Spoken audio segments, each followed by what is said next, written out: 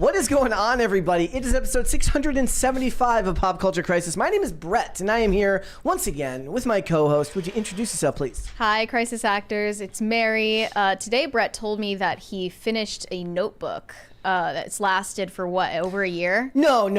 So how long do they last? Each one is about 150 episodes. Got it. Yeah, like it's a big milestone, though. I've got four. I think I've got 4 full booklets of notebooks that just have my notes for each episode because that's going to go in the Pop Culture Crisis exhibit. And so I thought I had an extra notebook, which I didn't, and all I have today is just random sheets of paper. So as soon as I went live, I looked down and like double took and was like, "What the hell is that? It's not my notebook." It's a day to celebrate, actually, because the Acolyte has been canceled. So we're not going to review the second season. It doesn't exist, and it never will. That's too so bad. that's a reason to be joyful and cheerful today. And also, we have a special guest in the show. What's up, guys? My name is Chris Bertman. I'm a writer for Timcast/Scanner News. I am also a professional S-poster. How's it going? I actually I put Scanner News in the thing. I never know. You forgot Body Shamer? Oh, professional body shamer too, yes. by the way. Yeah. And Fashion Police. And Fashion Police. He was policing anybody who chooses to wear shorts above a certain length before. I think Lydia would have been in your camp on this one. Well, I'm specifically talking about men doing it. No, I know. I don't remember. I could be getting this completely backwards. Maybe it was Lydia who's saying that they were okay that length. I don't want to put words into her mouth. This is like old Timcast lore where people were. No, I'm almost positive that she was like shaming someone who had on shorts that she deemed too short. Yeah. Maybe somebody can ask her on Twitter what her opinions for men, are. you mean? Yeah. For men, not for women. Yeah, like you said, it's basically just slutty. It's slutty. It's ugly. Also, stop wearing long socks with shorts. That's just visually unappealing. You look like my dad. People will call you a boomer for that. It's the Zoomer. Yeah. It's the Zoomer look right now is to wear the tube socks, or are they crew socks? They're crew socks. Socks. I think when I think of tube socks, I think of like even longer with like a line around it. Yes. Sure. Okay. Yeah. Crew socks, white crew socks with white sneakers, or dirty Yeezys and short shorts. You guys are committing fashion crimes is all I'm saying. Look, I'm not part of the problem. I'm fine. I'm in the clear here. Like, look, I have noticed it. I've always worn regular crew socks because skating, you like the liner goes up higher. You can't just wear ankle socks. It's really, really uncomfortable. I didn't actually start wearing ankle socks or like shorter length socks until this year because I just got sick. Every day you get home from work, you're like, ugh! And you're pulling them off, and it's just and they were too warm. It makes you irrationally angry. Yes, they do. I remember how like the boys used to dress when I was in middle school and high school. The look back then was still the crew socks, but they had to be the Nike ones with the little check mark on them. Boat shoes or Nike sneakers, and they always wore the loose basketball shorts that almost cover their knees. Yes. Those Honestly, are appropriate. Maybe men just shouldn't wear shorts because I've never seen shorts look good on a man. No, the way Adam Sandler wears his shorts, the basketball shorts, peak masculinity. Is that is peak masculinity? Yes. So yes, this is what peak performance looks that's like. That's 100% how I wear my basketball shorts at home.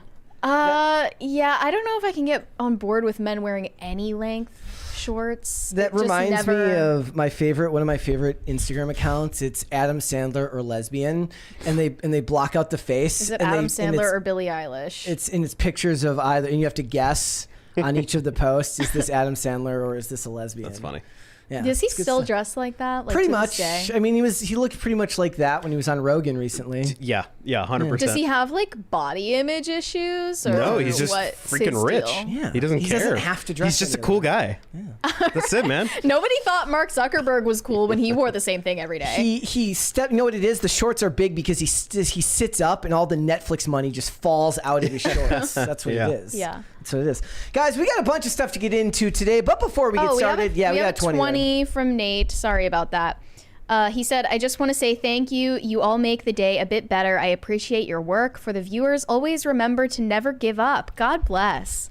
That was so wholesome. Thank you so much. Yes, remember, we're not on a mission. We're on a mission to entertain you for exactly 2 hours every day, except for yesterday. I think we were a minute short. No more, no less. The show becomes instantly not entertaining at exactly the 2 hour mark. So, guys, what do we got to get into today? But before we get started, would you hit the like button on this video and subscribe to this channel if you have not subscribed here yet already? please and thank you. Remember to share this video out with your friends, your family, your loved ones, people you like, people you don't like, everyone in between, neighbors, people down the street, everyone. Share the video so that more people can find this channel and subscribe to it themselves. And also remember that all Super Chats, $20 and over, just like the one you read there from Nate, we will interrupt the discussion. We will read those Super Chats right then and there, and then we will do our best to get back on topic. Well, speaking of topics, what are we getting into today? Well, first things first, it broke yesterday as I was getting a haircut, or waiting to get a haircut for an extended length of time that the Acolyte had been canceled, and I spent the next 30 minutes sending Mary omega levels of cope. No, what from you did, people on the internet. You pulled out your lightsaber and you gave yourself a saber cut. I did. You, you whipped your head in the air and you gave yourself a saber I completely haircut. forgot that happened. Yeah. Wow, you just pulled that reference right out there. We didn't plan this bit beforehand. That was crazy. We're the biggest fans of the Acolyte Yes. on the planet. So we're going to talk about the cancellation of the Acolyte. What are the ramifications of this? Is it really a win for,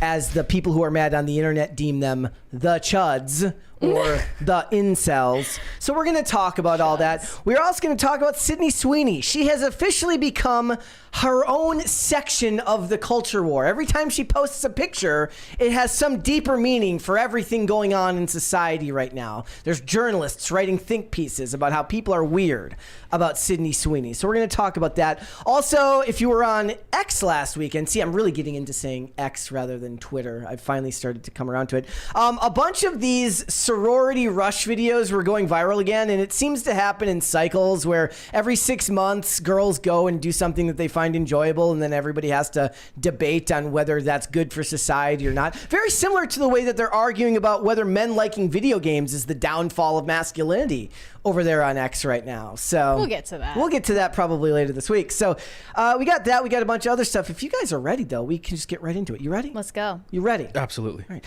First things first, bad news for Alicia Silverstone. She decided to eat a poisonous berry and didn't really, check to see if what she was doing was a good idea or not. You could say she was clueless. Yeah, she was clueless as to whether that berry was safe to eat, but she just decided to do it. So now no one is sure if she's alive. She has not provided an update. She might be in the hospital. She might be dead. We don't know what's going on I with hope Alicia that is not. Silverstone. I'm guessing that that's not the case. We're very worried about her. So let's take a look at the video. Here we go. Let's see if we can hear it here. Figure out something. Okay, I've discovered something that I can't figure out what it is, and I need your help. I just bit into it because I was on the street and we were discussing whether this was a tomato or not. It's definitely not, because look at these leaves. Those are the leaves. Do we actually What the heck see is her this? bite into Because it? Yes. Yes. Okay. It up, it looks like that. She continues eating it.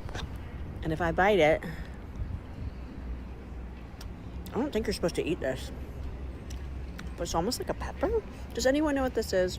I don't know what it is. I need someone to tell me. I'm in England. Okay, thank you.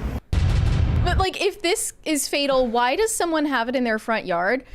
They said it's actually a poisonous form of deadly nightshade.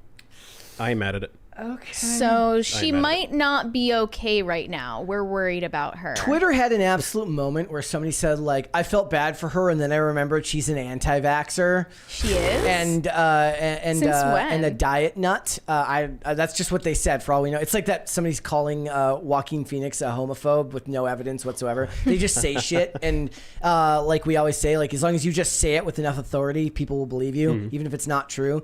I don't know if that's actually true. If she was, I think there was videos of her like a decade ago talking about vaccines being basically bad. if you question vaccines, You deserve- to die. Yeah, that's basically what they're saying. But it turns out a quick Google search makes it clear she is not going to die after taking a bite. It can make you very sick, though. So maybe that's why she's not updating everybody. Darwinism. That's just natural selection You in know, action. like, don't eat the berries. You didn't think she looked very good in the video. Look, I loathe to be rude, but Stacey Dash has aged better than Alicia Silverstone. Black don't crack, man. It's not, I'm not the bad person for making this observation. I refuse to be the bad person for making this observation. But she always seemed like such a nice lady. And Clueless is a classic movie, no matter what anyone says. So there's really, you can't take that away from her. She was in this movie that I watched last year that with Benicio del Toro called Reptile. Remember how mad I was at the mother? the movie The Mother. There was like this Jennifer Lopez movie that was just absolutely awful. The Reptile was one of those movies where when I got done, I wanted to be mad at it, but it was just so boring that I couldn't even muster up the energy to be mad at it. But I was surprised to see her in that film. I didn't think she was still working. Yeah, she's other than apparently like still commercials. working. She was in that Super Bowl commercial, right? Yeah, but that was related to Clueless, Related to right? Clueless. So it's when you call back to it was a great age to have like a one-hit wonder or be really famous for something in the 90s, because now It's with such a good nostalgia movie. being what it is, Do you like can that be brought movie? back. I've never seen it. You should. I just barely watched. What was it? The Craft. That's Kino. another like cult classic. It's super Kino. You should definitely watch it. What's Kino? Oh, I wish we had Kino Corner to give you a full definition, but basically it just means it's a classic and it's a must watch. Jennifer Lawrence, Brett, in relation to what? I don't know what that's It's not the same movie as the Jennifer Lopez movie. You got it mixed up. So there's a Jennifer Lopez movie called The Mother, but there is another Jennifer Lawrence just movie. She's mothering. Yes. Just called Mother, which is a totally different thing. Yes, no, this is not Mother, which is that weird art house style movie. This is like a movie where they tried to make Jennifer Lopez, not Jennifer Lawrence, like a cold, calculated assassin. What? And It's Taken, starring Jennifer Lopez not being able to act. a little bit, and the action scenes are really, really bad. Yeah, it wasn't good. But it was definitely not the Jennifer Lawrence movie. Yeah. So. But I just remember seeing Alicia Silverstone in Reptile and being like, did they just like run out of people to cast? Was the director like maybe the director always wanted to work with her? It's I a don't wild know. card. Well, it's just like kind of like how Katherine Hahn has had this weird career renaissance later in her career. Maybe that's kind of what they were going for, but I'm not sure. So we hope she is okay though, and that she's Well not wishes too sick. to Alicia We do. Silverstone. All right.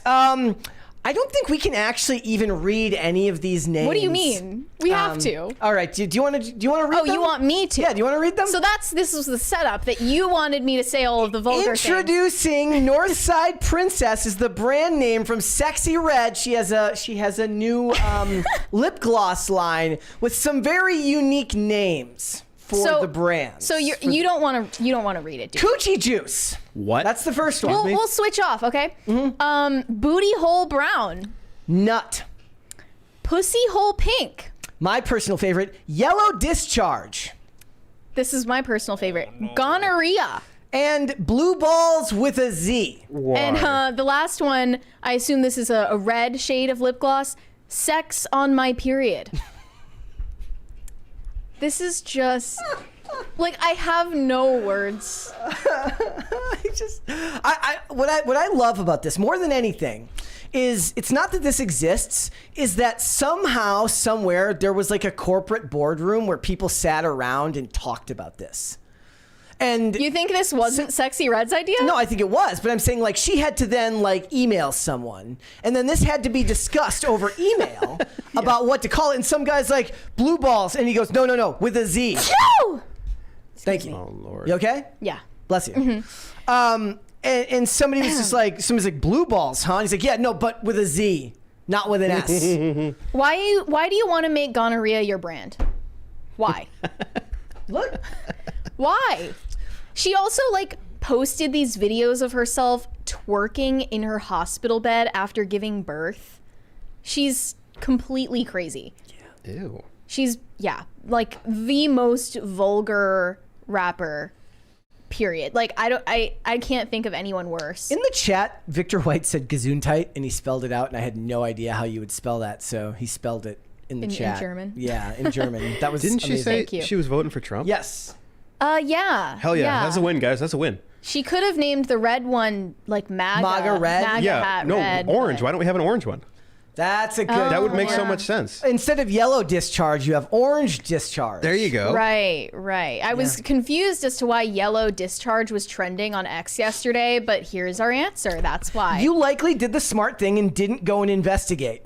Yeah. Like, if you see that trending, you don't look any I further. was like, I see that yellow discharge is the first trend on X right now, and I don't want to find out. No one who's smart wants to go and find out what that is. Like, if you go and look and then you see something that's an affront to your eyes, it's nobody's fault but your own. I'm just gonna go with the theory that the gonorrhea lip gloss is actually infected with gonorrhea. and you should not buy it. Don't do it. It's not a good idea. It's not a good idea. Woman. All right, it's all uphill from here, ladies and gentlemen. I thought this was interesting. Michael Keaton. This seems to be a trend going on right now where back in the day, actors wouldn't admit that they did things just for a paycheck. Nowadays, I think it's because of Marvel.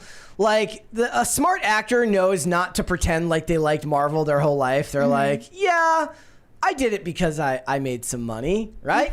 So this is what he had to say about the canceled Batgirl movie. They asked him if he was, like, how he felt about it, if he cared. He says, no, I didn't care one way or the other. Big fun, nice check. He also said he did feel bad for the directors, though. Yeah, I didn't remember that Michael Keaton was a part of this. Yeah. That makes it more surprising that they canceled it. Like, they spent all that money to get him back, and or maybe he like signed something where when he did The Flash, he had to do another project. You sent me this take from the Lindy man, Paul Scalise. He said, it's an interesting time in cinema. Actors are literally saying they're doing films for a paycheck and think the movies they're making are bad explicitly. Actors were not saying this decades ago. Even if they thought so, they wouldn't actually say it. I mean, guess it doesn't matter anymore. It should matter, though, right? Like, I don't like the idea of an actor not... It's kind of like when we were talking recently about... What were we talking about where somebody was... they were in Everything Everywhere All at Once, and they were dunking on Marvel because they thought that Everything Everywhere... Jamie Lee Curtis. And she was like, my movie's better. I was like, yeah, that's how you should react, right? Like, you should stick up for your piece of art, especially if it has to battle it out at the box office with another film, right? I don't want you to be like, oh, you know, it's all right. Like, you know, it's like the millennial version of them saying, I did a thing. Like, take some pride in your work. Yeah. Scumbag. Yeah. Yeah, but then sometimes they seem to care about it too much. Look, I don't know. I would rather they care about it rather than not. Or you might be thinking like caring about it for the wrong reasons. Yes, actually that's true. Yeah. I think that some of them care about it too much for the wrong reasons, like for what it can do for society. Yeah. No, it's like I'm proud of this thing that I made. I'm proud of this movie that we made, not I'm really proud about the conversation that this movie's going to start. Like, did you catch any of the Blake Lively drama that's been going around? No, I haven't, but Blake Lively is the sister or daughter of one of my dad's friends. Really? Okay. Yeah. Interesting. Yeah, I never met her, but maybe we can pull some strings. Oh no, I think I met her her when I was a kid. But yeah, she was marketing this movie, It Ends With Us, as this like fun, lighthearted things. Go see it with your girlfriends. Wear florals. But then the director, on the other hand, took it very seriously because he was saying like, this is my activist movie. We're going to raise awareness for domestic violence and give a voice to the survivors and blah, blah, blah. And, you know, I guess like there are worse things that you could make your movie about, but it's not a call to action. It's not a call to action for the theaters. It's right? a drag. Like, I don't go to the theaters to be educated about stuff. I don't go to the theaters to be like when I went to see Oppenheimer, I didn't go to learn about what happened, right? I went because I know Christopher Nolan is a fantastic filmmaker who can tell an interesting story. And we were comparing it to Sound of Freedom because Sound of Freedom obviously is a movie that was intended to raise awareness about a social issue, which is human trafficking and child trafficking. But am I wrong that you don't need a movie to raise awareness about domestic violence because that's already a very kosher topic to raise awareness about? Yeah, like who's out here especially saying in Hollywood? Who's unaware of it? Who's out here saying like, no, we can't talk about that? Like, I felt like Sound of Freedom was actually like filling a gap that needed to be addressed, and people really weren't aware of its prevalence. But for that movie, I was like, okay, we're already acutely aware of that issue, so why do we need to watch a movie to know about it? Yeah, I would rather they just talk about being proud of the movie they made, and rather than talking about its great social implications, because it can't even be taken seriously anymore, anyways. Because they'll make that same commentary about like a superhero movie as they would about a movie about domestic violence. That it's changing the discussion about diversity and equity in film, and this is great for this reason, because of representation. I mean, that's not a selling point for any actual human being. The selling point is whether the movie's worth spending the money to go see because you had fun at the cinema. Right. Go make a documentary if you want to educate people, man. Yeah. Stop being weird. Yeah. Stop being weird. There you Chris go. Bertman, 2024. Hell yeah. I can stand by that. So if you guys remember last week, I told you guys about the story about the man whose wife died at a Disney restaurant, and when going to sue Disney, they attempted to have the lawsuit thrown out of court because he had the temerity to sign up for a Disney Plus free trial subscription in 2019, wherein the fine print says that you agree to do all arbitration through Disney rather than the courts. And of course, this is an absolutely insane position to take. And to be fair, a month prior was when it was covered by Clownfish TV, and it just got picked up back in the news cycle here last week. And holding their feet to the fire seems to have worked, because Disney has retracted their attempt to have it thrown out and are now agreeing to let it go to arbitration through court. That's a really bad look for them that they even tried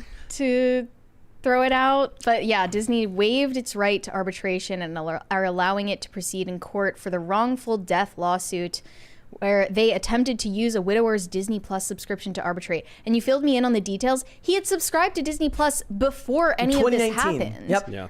So what? The argument is you scrolled past the terms and conditions and clicked agree. Therefore, you agreed that your wife should be served the allergen in our restaurant 3 years later. There was these great memes going around of like Mickey shooting somebody in the head. It's just like me not being able to sue Disney after Bob Iger kills my whole family. Like because I signed up for. And you said that she repeatedly told them that she was allergic to, what was it, nuts? Yeah, she had a nut allergy. Repeatedly told them, and then they served it to her anyway. Yep.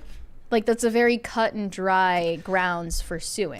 This makes me think of that South Park episode with the human Sentai pad. Yeah. Where they signed the terms of service. And That's what it says. But did you read it? Disney's argument was that Piccolo, that's his last name, allegedly used the Disney Parks website to buy Epcot Center tickets. Disney is shielded from a lawsuit from the estate of his late wife, because he not just signed up for Disney Plus, but he also signed up for an app that you use to buy Disney tickets. So of course, if anything happens to you, you can't sue. But this just proves that the best way to, this is what I liked about, we were talking yesterday about corporations versus government. You can hold a corporate entity's feet to the fire with bad publicity in something like this. And I wrote a long, if you go to my X account, I wrote a long bit of stuff about why stuff like this is good. It's like, you shouldn't expect corporations to act like humans. They are not. You can get them to do the right thing through properly enforcing, either not using their products, pointing out when they do something wrong. You can't really do that with government in the same way, right? Because it's a monopoly. And this is good. Holding their feet to the flame and making them respond this way is exactly how it works in this system. This is just the most insane statement. At Disney, we strive to put humanity above all other considerations. When we get caught, they mean. You're a mega corporation. Exactly. Well, that's the thing. One of my biggest complaints is when these corporations talk about their corporate values and their mission statement. I'm like, your mission statement should be to make money. And that's all I'm expecting of you. If I want you to do the right thing, I'm expecting to have to do that through either withholding of support or pointing it out and making it publicly, a demonstrable problem for you via publicity. Like, there's ways to get corporations to act that way, but it seems to be an ongoing problem in society where people seem to constantly be aghast at the idea that a corporation wouldn't do the right thing. Mm-hmm. You should never expect them to do the right thing. Right. You should make a movement to get them to do so by withholding your business or pushing them to do the right thing in a way that forces them to publicly talk about it. Do we know if anything came of the gender discrimination lawsuit from I have no idea. It was 9,000, some huge number of current and former female employees of Disney suing for gender discrimination over pay gap and promotions getting dismissed.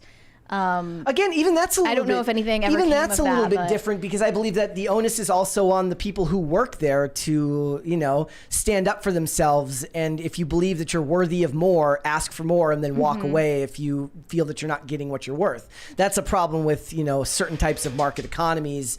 When you're wage labor, you have to really, really fight for what you think that you're worth. But depending on the skill level required to do your job, unfortunately, that's just not always something that can be done. Here's the full statement from the lawyer. It says, in a statement to CNN on Monday, this is from Josh DeMauro. He says, at Disney, we strive to put humanity above all other considerations. With such unique circumstances as ones in this case, we believe this situation warrants a sensitive approach to expedite a resolution for the family who have experienced such a painful loss. Yes, you do. Now that you have been called out by multiple people who caught you being absolutely awful. Yeah. I mean, I guess it was probably a matter of miscommunication, not malice. Right. They didn't intentionally kill this woman, but they're still responsible. No, but that's not what even people are talking about. They're not even talking about the incident. They're talking about the idea that you would use your terms of service on your streaming platform as a means to not go to court and deal with this is absolutely insane. Right. But that's why fine print exists. Mm-hmm. Yeah. It's actually really, really funny because I was like, people will get really black-pilled by this and think like, oh, this is a problem with capitalism. Like, no. You can actually make a difference in a situation like this, whereas if the government does something wrong, you're just screwed. They're accountable to no one. The corporation, at the very least, can be swayed by bad publicity. That's a good thing. Right. Yeah. There's a 20 there from Pop Culture Junkie. He said, I don't see it now. Says, I'm going to guess there is a former Disney attorney who now has a new job involving the phrase drive-through, please. Wait, what? Maybe seeing like the original. They're firing people? I don't think that they fired the lawyer for that. I think Disney knew full well that was the first approach, and the only reason that they moved on to a new approach is because they got caught. They would have been perfectly happy with that approach working the first time around. Again, stop looking to corporations for any type of moral outcome in anything. It's the same problem you should have when they talk about their commitment to diversity, equity, and inclusion. Only so much as it benefits the bottom line for them corporate. Whether it's stakeholders versus shareholders, which I was doing a lot of reading over the weekend about stakeholders versus shareholders and the idea that your stakeholders may have a say in corporate culture but don't necessarily even face financial ramifications because they don't actually hold stock in your company. If they're taking stakeholders more, if they're taking the advice of stakeholders over that of people who are actually shareholders in the company, that can obviously lead to problems. But in general, pushing them with bad press and pointing out when they do things wrong is a fantastic way to get them to actually make some changes. Or at least in this case, we were talking about the 2019 case of the father who wanted to put the picture of Spider-Man on his son's grave, and they said no. Oh, yeah, I forgot about that. But that was Sony, right? No, it was still, because Marvel, Sony owns the movie rights, but not the character. Oh, okay, so it was Disney's fault in that case And as well. even then, a lot of people said they still kind of understood because their logic was that we don't want to destroy the magic of the character. I still think it's ghoulish and awful, but it at least makes just a bad look. Just a bad all right. around. But the best way to get them to change is to be like, hey, look at what these idiots are doing. Yeah. So, yep. Again, I'm surprised they even acknowledged it. They'll just drag this out in court forever. Yeah. It's very hard to win against a I hope that he gets the settlement he deserves. He was only asking for $50,000. That's crazy. Nothing. He should be. That's the other reason this is so insane. It's like they could like sneeze $50,000 out at this dude just to make it go away. That's a nuisance. One low-level employee salary. Yeah, that's it. That's a nuisance suit to them. Get this shit out of the news cycle. Yeah, they don't have their priorities straight. Maybe that's the problem. It's not so much that the lawyer made a bad first argument. It's that somebody in charge of risk management didn't say pay him, get it off the books. This is awful. Now the dude's should be asking for more. Now that this has press that it does. They got Better Call Saul. Yeah. That's what they did. Yeah. So that's an update regarding this case, and it's an absolutely bonkers one. So, all right. Let us move on then, shall we? Young Gravy. Yeah, Hawk Tuah girl, aka Haley Welch, is getting some hate in the press right now because she went to TMZ and told everyone that rapper Young Gravy was sliding into her DMs trying to get a date with her. She said, I was like, nah, I don't know about that. And now Young Gravy has posted the receipts. And he says, I just can't be nice anymore. Look, he's got a point in this one. He didn't free my boy Young Gravy, I guess. If you see the screenshot, at least from what we can see in the screenshot, he was not hitting on her at all. No, he wanted to use her current visibility as a way of bolstering his new country album. In fact, his new country work. From this screenshot, it looks like she's the one who reached out. She DM'd him at like 2 a.m. saying, hello, sir. I mean, it might just be cut off there. Maybe. Like above there, like she's responding to... I don't know, but he responded... Well, if she was the first one to talk, she hits him with 2 words and then he writes a fucking novel. I'm guessing he reached out first. I don't know. But she said, hello, sir. And he said, damn, I just looked at your page. You really out here doing this shit. LOL. Congrats, B. When I went to find your page, I was for real just trying to salute you for being a certified top champ. This ain't me just trying to finesse because I don't know your man's situation, but I wanted to have you at a show next month to hear my country shit. And she asked when it was, but he sent her the dates. This was not like him hitting on her type of situation. He was using her for PR purposes, right? That's what her job is now, is just showing up at random events where no one expected her to be, and then there's a post about it on Pop He even had to kind of like soften the language, like look, I'm not hitting on you. He explicitly said he wasn't sliding in her DMs for those purposes. And then he gets outed falsely anyways. Can't be nice anymore. Can't even be nice anymore. What's up with that? Bitches ain't shit. I mean, you tell me that nobody else has reached out to her this way? I refuse to believe that. She slid into the DMs at 1:44 a.m. See, I think there's probably a message above there that he sent. Maybe, yeah. They're saying bro went with plausible deniability. Yeah. Here he is. Bobbin, how we doing? Good. I don't know if you know, but we recently caught up with Haley Welch, aka Hawk Tuah girl. She says... It's I believe it's Hawk Tuah, not Tuah. Right. She said that you slid in her DMs and that you asked her out on a date. Is that true? I did slide in her DMs. I wanted to show her some love. I saw people hating on her and, being mad negative. All she's doing is talking about sex, doing it the right way. Right. And that's what I do, and no one's mad about that. So I thought she needed some love. I think I invited her to a show. I don't believe I mentioned a date. She said that it was a date. You just were inviting her out to one of your shows. Yeah, it couldn't be a date though. Haley Welch. Okay, but she said no. Do you He's know leaving it open-ended. No? Yeah, She said no. Oh, yeah. well, I didn't even ask her on a date, so. Okay. There was no mention of I a wasn't date. even You just interested, invited her to bro. one of the Go shows. to the show, yeah. Would you ask her out on a date again? I guess not, nah. But hey, I respect you He and I takes appreciate no what for you're an doing. answer. Shout out to all the haters out there. What appealed to you about, Haley, or was it just, you showing her love?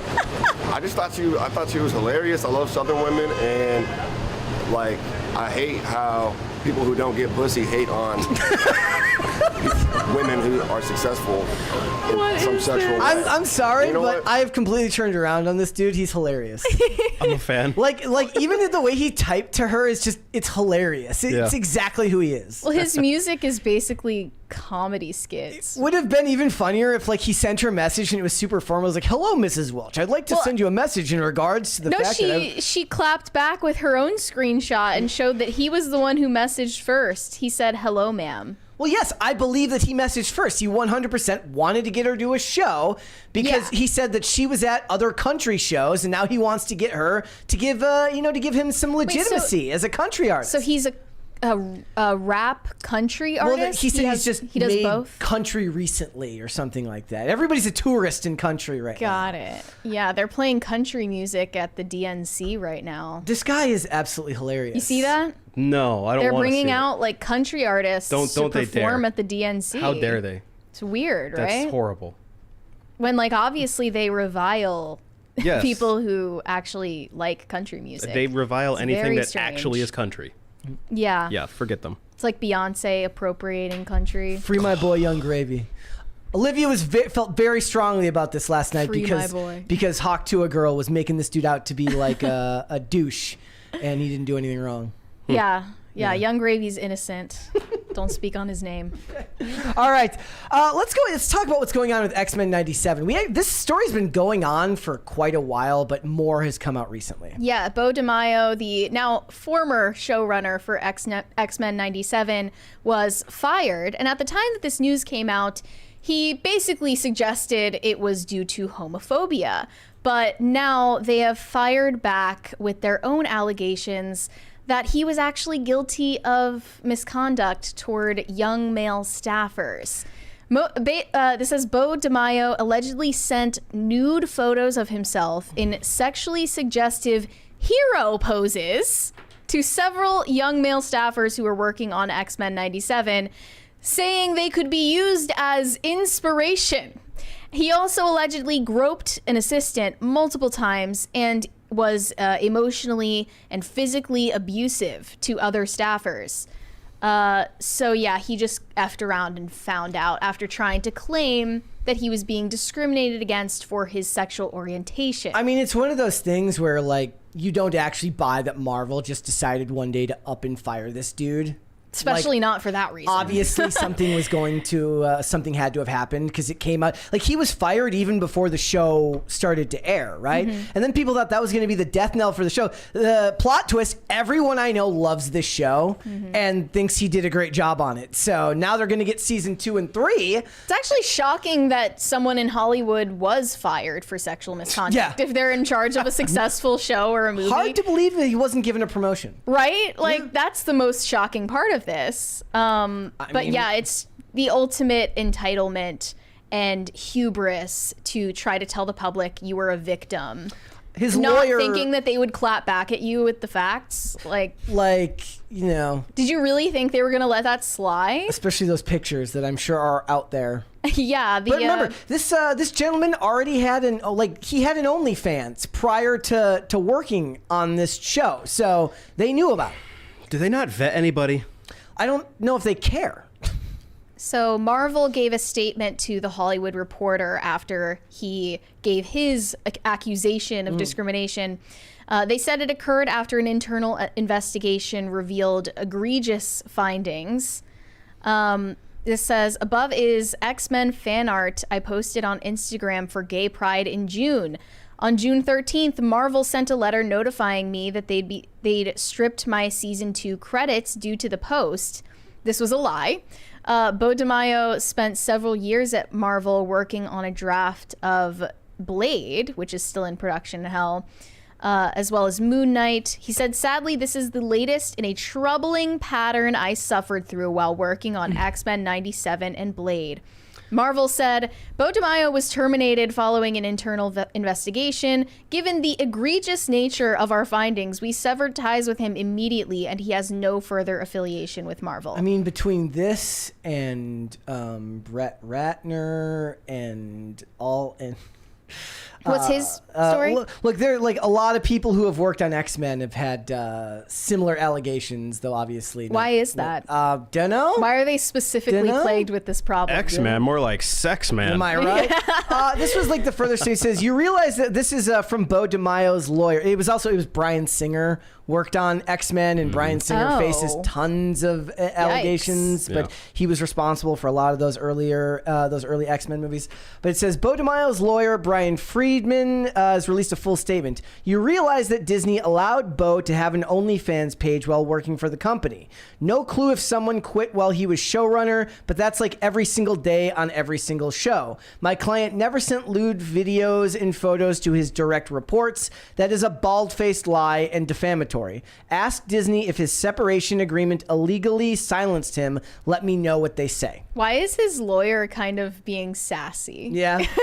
It's funny. It's not very professional language. It's really funny because yesterday I used the term bald-faced lie on the show, and because I have the attention span of a gnat, as I continued doing the show, my brain, while talking, was thinking, Is it bald-faced lie or is it bold-faced lie? I was literally thinking that right now. Yeah. Well, we found out as I both. searched, it can be both. Yeah. So you were not in the wrong for using that. And there's, I saw this other one. It says Bo DeMaio's lawyer says that the former X-Men 97 showrunner was fired because he was becoming more successful than other creators. Come on at now. So you're literally saying like the people at Marvel fired him for being too successful? That's crazy.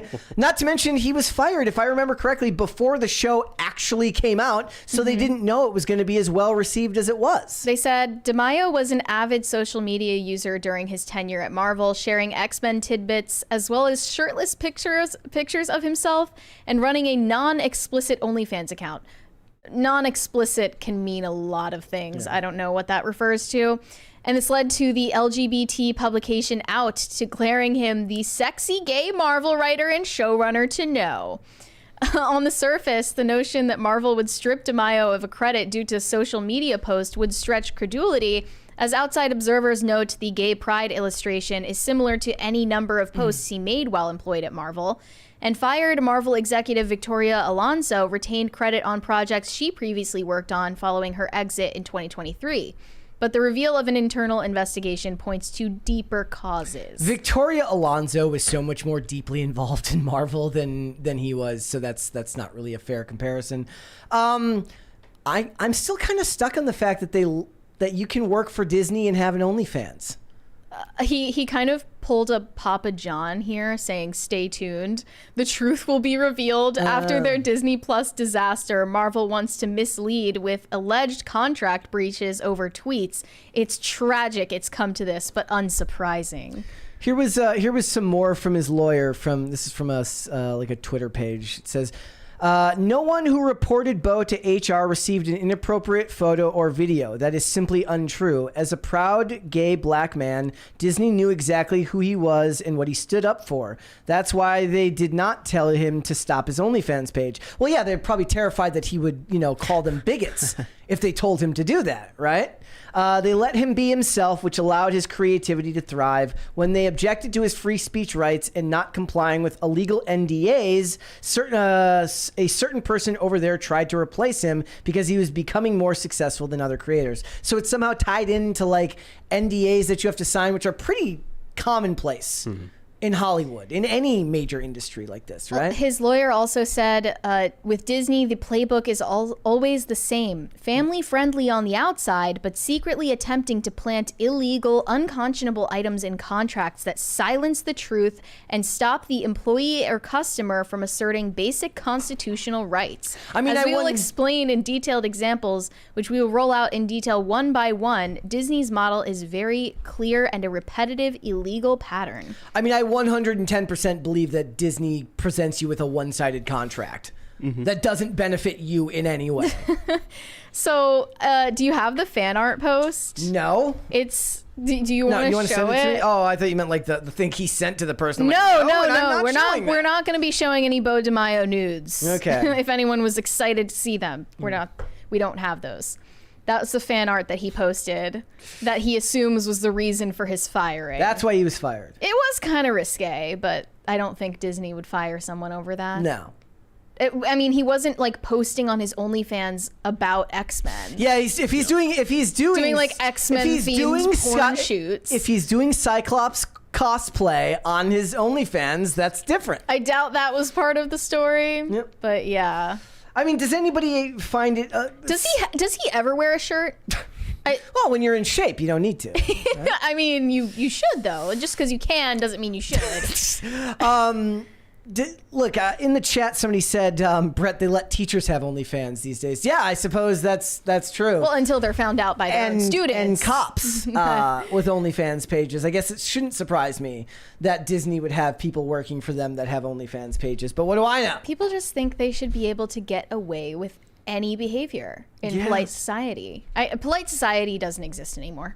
That's fine. I mean, the internet makes that kind of impossible because I kind of equate it now. I found a comparison I like, which is that, when like people don't act the way they normally do when they drive, like somebody who's a mild-mannered person can get unbelievable road rage because you have the giant tin can that separates you from another human being, which allows you to act in a way you wouldn't normally behave. Oh, that was me.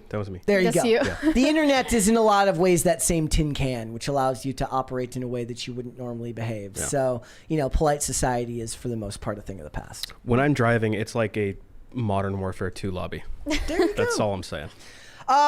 Again, the better question will be for the people who loved X-Men 97 Season 1, will there be a quality dip in Season 2 without Beau DeMaio's leadership?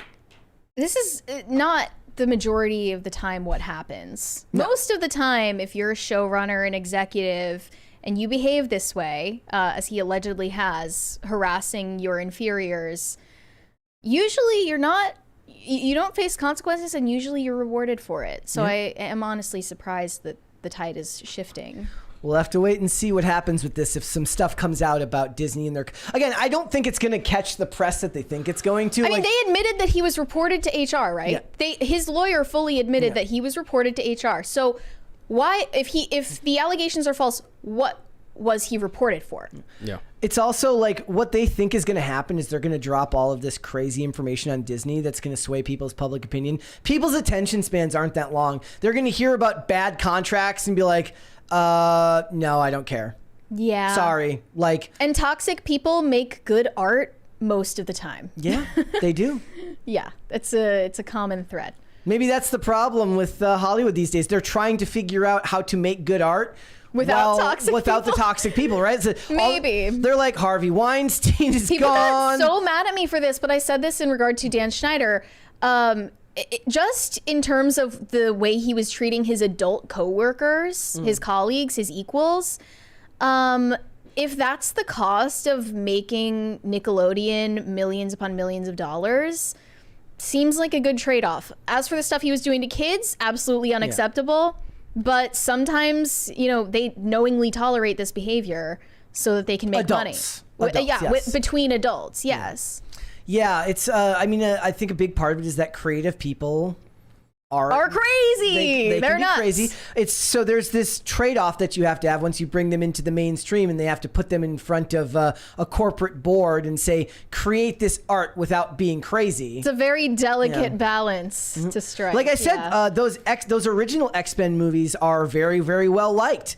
Here's the problem. Bryan Singer is no longer really allowed in Hollywood. He has been heavily criticized and exposed, obviously not prosecuted in any way, but the story is out there. Hollywood is going to have a transition period where they're going to have to figure out how to have great art made by people that aren't going to cause them all sorts of legal problems. Yeah. And it's a long road ahead. I don't envy them. Yeah. All right. What would you like to see? Cringe or cute of the day? Chris, you decide. Let's go cute. Cute first? Yeah. All right. We'll do cute first then.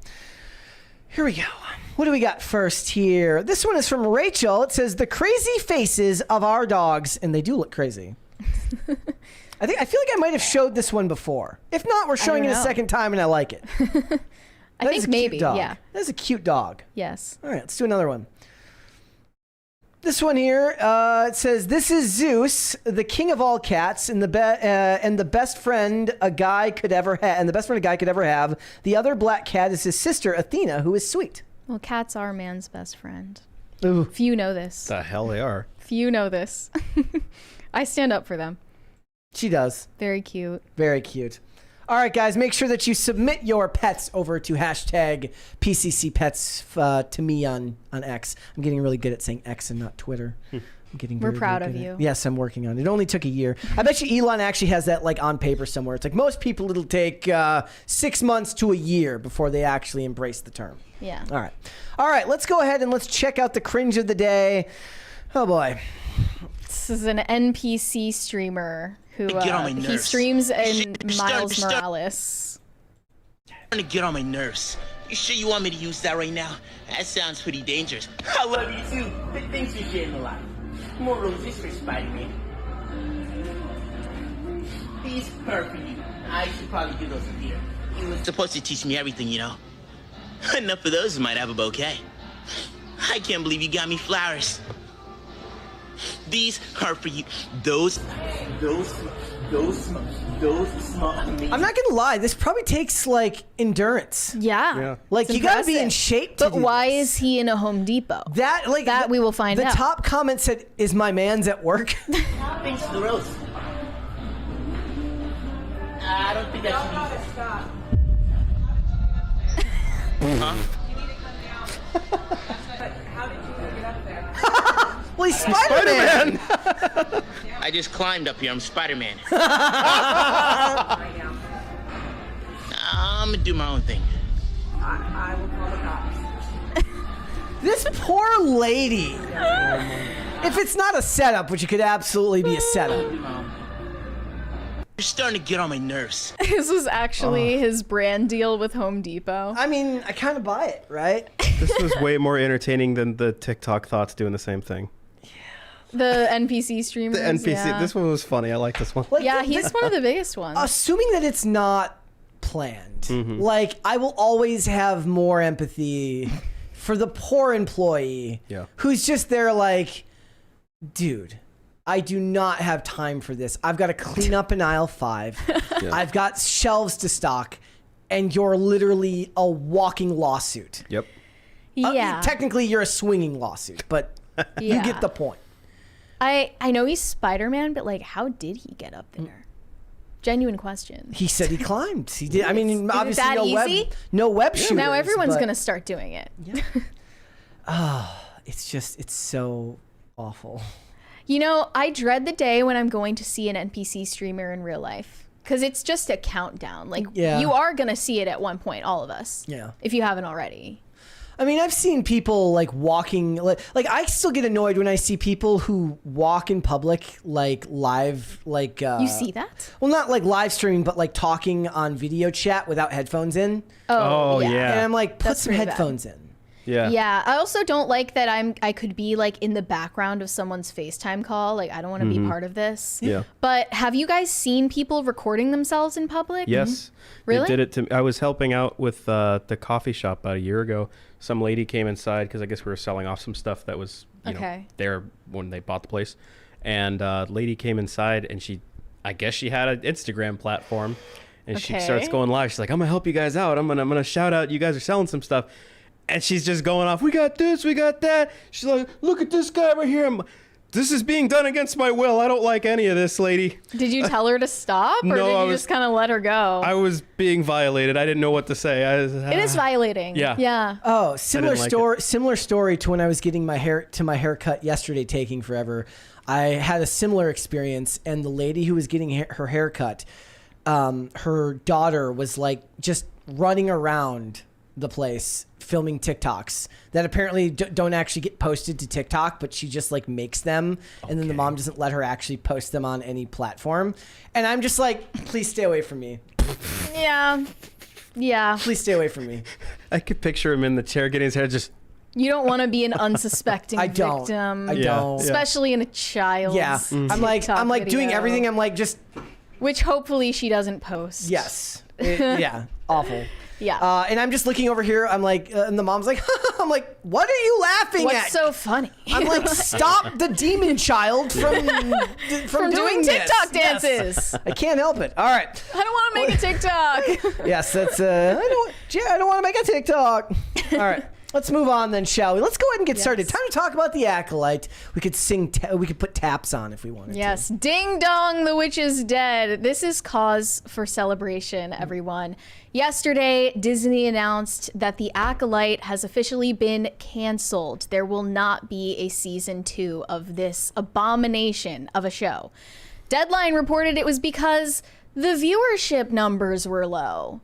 How were we supposed to know that? Everyone in the media was insisting this was a massively successful show because there was so much social media buzz. I could only assume it's the most popular Disney Star Wars property, ever released. Well, there was a lot of viewing figures that came out at the end there that say by the end the viewership was 50% below Andor, which did get a season 2, but already had very, very low numbers. Deadline says the news is not entirely surprising. The Acolyte did okay with critics, 78% on Rotten Tomatoes.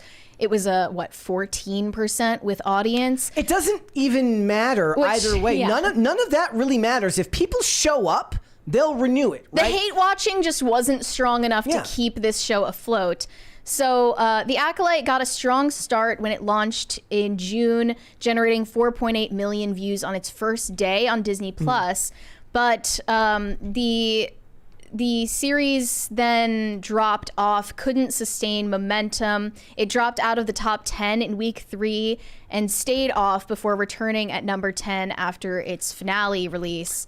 But it just wasn't high enough viewer numbers to keep it going. So everybody's framing this as like the chuds and the incels won, right? That's not what happened here. Nobody watched. Like, if they won by default, right? They got lucky and won. If this show had great viewership, it wouldn't have mattered how much negative press there was. And like as loud as you can be shilling for it online, that doesn't translate to financial reward. Disney execs don't sit there and read these tweets online. You know what's so funny? It was actually Manny Jacinto's birthday when they announced that the show was canceled. Yeah. So it is fair to point out that this hasn't been confirmed by anyone at Disney. It's just been picked up by all of the trades. Yeah, right? I mean, I would assume that if Deadline is reporting it, it's probably reliable. And here's the other thing. Okay, so this show cost $180 million to make. Right? Now, what people were saying is that we were sold the idea that when streaming came along, what was going to happen is that shows were going to be given a chance that might not normally be given a chance. They were going to be allowed to have that bad season 1 and maybe get better in season 2. No.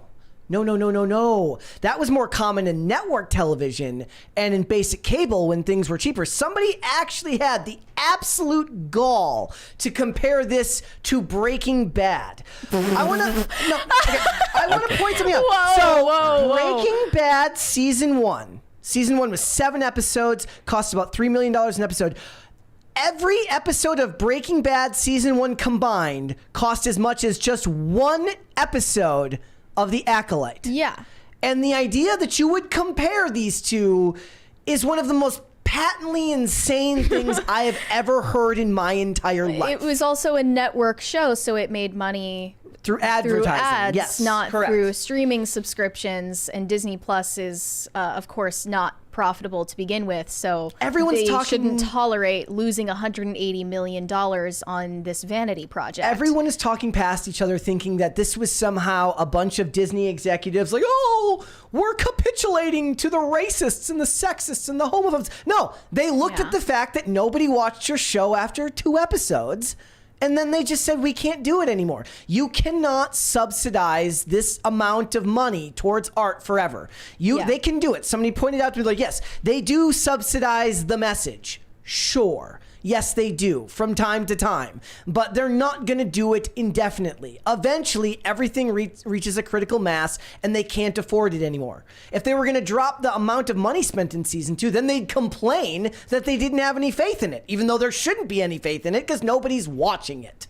Okay? Every Disney Plus streaming show has had progressively lower viewership with every new show. So it says, the show performed extremely poorly compared to previous Star Wars series. As noted on X, the show's finale performed worse than every single live-action Star Wars show released on Disney Plus before it, including Ahsoka, Andor, Obi-Wan Kenobi, The Book of Boba Fett, and The Mandalorian. Okay? You have a trending, you have a trend that's going downwards. Things aren't improving, you're getting better. There is more excitement for Andor Season 2 than there is for this. It's so delicious to see the cope. I'm going to share some of the cope with you guys because the cope after this was announced was just chef's kiss. And I'm sorry, like my point was when I was talking about this, I said, look, I am a pretty rational and reasonable person. When this was announced, I said, I don't relish people not getting a chance to do more work. Oh, right? I do. Okay, I'm just saying. Okay, so my point being that I don't relish the people behind the scenes who don't have any political views that they're pushing on us not getting their chance to do more work. However, Amanda Stenberg making her stupid clapback video drains any desire I have to show you any amount of sympathy. It's totally deserved after what Amanda Stenberg did with that stupid diss track. But that's exactly that's what I'm saying. And yeah, I understand that below the line workers are going to face the consequences of what she did, and she should face consequences for that too, but you don't deserve a job. No one deserves a paycheck. That's crazy. This is what... And they got their paycheck for the work they did. So there is no love lost. A source told The Hollywood Reporter that Stenberg's diss track damaged the Acolyte's reputation with audiences. Hollywood knows attacking the fans hurts them. They just can't resist it or control the activists they've hired. Yes, when you hire people who believe that they are some type of moral authority on a mission from whoever it is, their DEI god, whoever it is that they believe, pushes them forward to push some great message. Their DEIT? Yeah. Their deity, like right? Deity. Like, when they believe that they are inherently moral, good, and right, you're never going to be able to control them.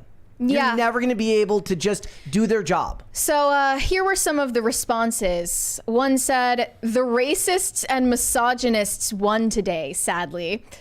Another one said, Disney hates hot people.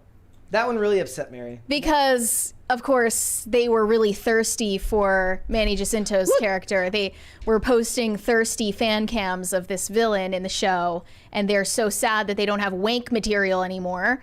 Another one said, can someone who's not a loser and an incel genuinely explain to me why and how this show was bad? It wasn't great, but I feel like it's definitely overhated. Another one said, some people just don't appreciate anything. And this is going to be one of the series that's appreciated later on. That might be the hardest cope of all of them. That's insane. They're just huffing copium right now. That is so... Like, this is not going to be remembered. It's not about how many people dissed your show. It's about how many people didn't show up to watch it. Mm-hmm. They're so loud on Twitter. Look, they don't show up to watch it. This is the same thing that people were saying when Furiosa came out, or any of these other things. You can blame the YouTubers all you want, but that's not what stops people from going to see movies. Indifference, boredom, and disinterest and poor advertising is what stops people from going to see movies. They're trying to get hashtag renew the Acolyte to trend right now. I mean, I wouldn't be surprised if they drummed up this interest and then they did it just to... The way they did with, what was that Netflix show that no one cared about? Warrior Nun. Yeah, Warrior Nun. So they're trying to get hashtag renew the Acolyte to trend. And this person said, Star Wars continues to fold under the pressure of the worst, smallest, loudest part of the fan base. This is so wildly disappointing. Such a shameful move on Disney's part to abandon great series and storytellers because of trolls. The Acolyte deserved better. The viewing numbers are the loudest piece here. The lack of people watching it is louder than any of that. I am very, very sick to death of people believing that art that you agree with should be subsidized to the tune of $180 million. It's entitlement.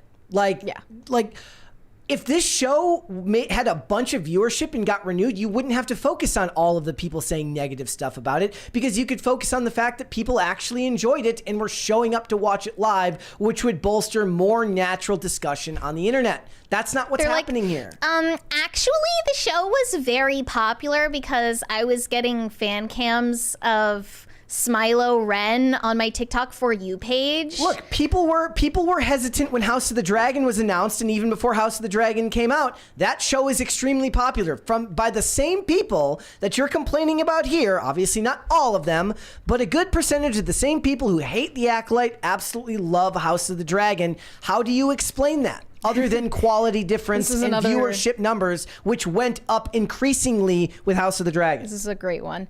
I need to hear it from Star Wars themselves, and they need to explain why they're canceling the only show with a predominantly non-white queer cast that had incredible viewership from audiences that would never have tuned into Star Wars previously. Again, they just lying. Mm-hmm. It never happened. About the viewership. Do they mean there was incredible viewership from like 12 people? I'm sure they were really excited about it. They were the biggest fans. But this is not how the real world works. They said this could have been an incredible show if it was given another season to work out its kinks. This show meant so much to so many people, and this will now open the floodgates for a sea of bigotry. It's got nothing to do with bigotry. We don't live in the same reality as these people. No, they are beyond help. These people do not live in reality. They're totally detached. Mm-hmm. And like nothing can reach them. It would be like, maybe the converse would be like when a movie does well, like when Barbie did really, really well, we weren't like, this can't be real. Why would this do well? No. We don't get upset. No, the point was, we said, look, I didn't care for the movie, but clearly this movie found an audience. It spoke to someone, and I will always appreciate when a movie finds an audience, even if it's a message I disagree with or a movie I don't like. They're treating it like it's the cancellation of Freaks and Geeks, which was a travesty, by the way. That was a travesty. That was a travesty. That did deserve a chance. John Francis Daley is a legend. Yeah. I hate that you brought that up. I feel sadness about that.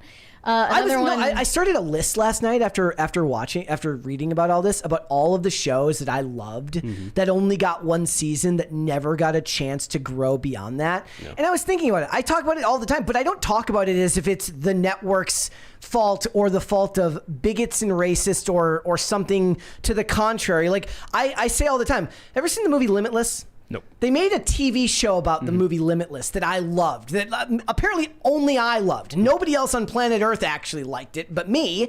And I was always sad that it didn't get a second season. But I'm not going out and blaming the world. It just didn't find the audience that it needed to continue. Yeah. I can't believe these people are real. Like, are these bots? Another one said, I'm really tired of sharing the franchise I love with toxic, misogynistic, immature racists and constantly seeing them being catered to, even though the rest of us have been here all along wanting new and fresh stories that connect deeply with all of us. You know, that makes me think I've never been more proud to have never seen a single Star Wars anything. There you go. Just leave me out of it. You're just a bunch of dorks. I'm not even like a Star Wars fan. Like, I liked the original movies well enough. But to pretend that, whether you're comparing it to the franchise aside, to pretend that this was an okay attempt at a show in general, like in the sci-fi or fantasy genre, is just crazy. It's not even at CW level. No. Like, it's not even there. And it got platformed by some strange twist of fate by a multi-billion-dollar corporation, and they learned their lesson real quick. We reviewed every episode. We watched it the whole way through. We did not just make up our thoughts on it. We had to go and actually... Right. They're all claiming that the haters of the show never watched it. Yeah. Maybe that's true for some people. And honestly, they would be within their rights to talk shit about the show without watching it. I don't even care. But we did give it a chance. We watched through every episode, and they were all bad. It was unbelievably incoherent. Like, it had a messaging problem. It had tonal issues. It had a messaging problem. It had story issues beyond character motivations that you just couldn't understand or figure out. And maybe that's the worst part of it. It's got nothing to do with racism or sexism. It's that it's boring. It's shot in drab, dark colors that don't like pop on screen because everything is CGI. It's lifeless, and the attempt at deeper meaning and creative storytelling doesn't come off creative. It doesn't come off as deep or high concept. It just comes off as confusing and muddled. And you don't grow an audience that way. It had strong viewership numbers, I guess, even though they were below Ahsoka for episodes 1 and 2. And then predictably, people said, it's the show looks like it's shot at permanent dusk. I have no idea what any of these characters want. It's boring. I'm not going to watch anymore. It wasn't even bad enough to keep us entertained. Like, it wasn't so bad it's good bad. It was just bad. Yeah, I mean, somebody might even be able to make that comment about, like, we went and saw Madam Web, and I had an absolute blast because it was so stupid. I had a good time. That was the perfect amount of stupid. I don't know why this is making me think of what's his name? Mark Ruffalo's Hulk.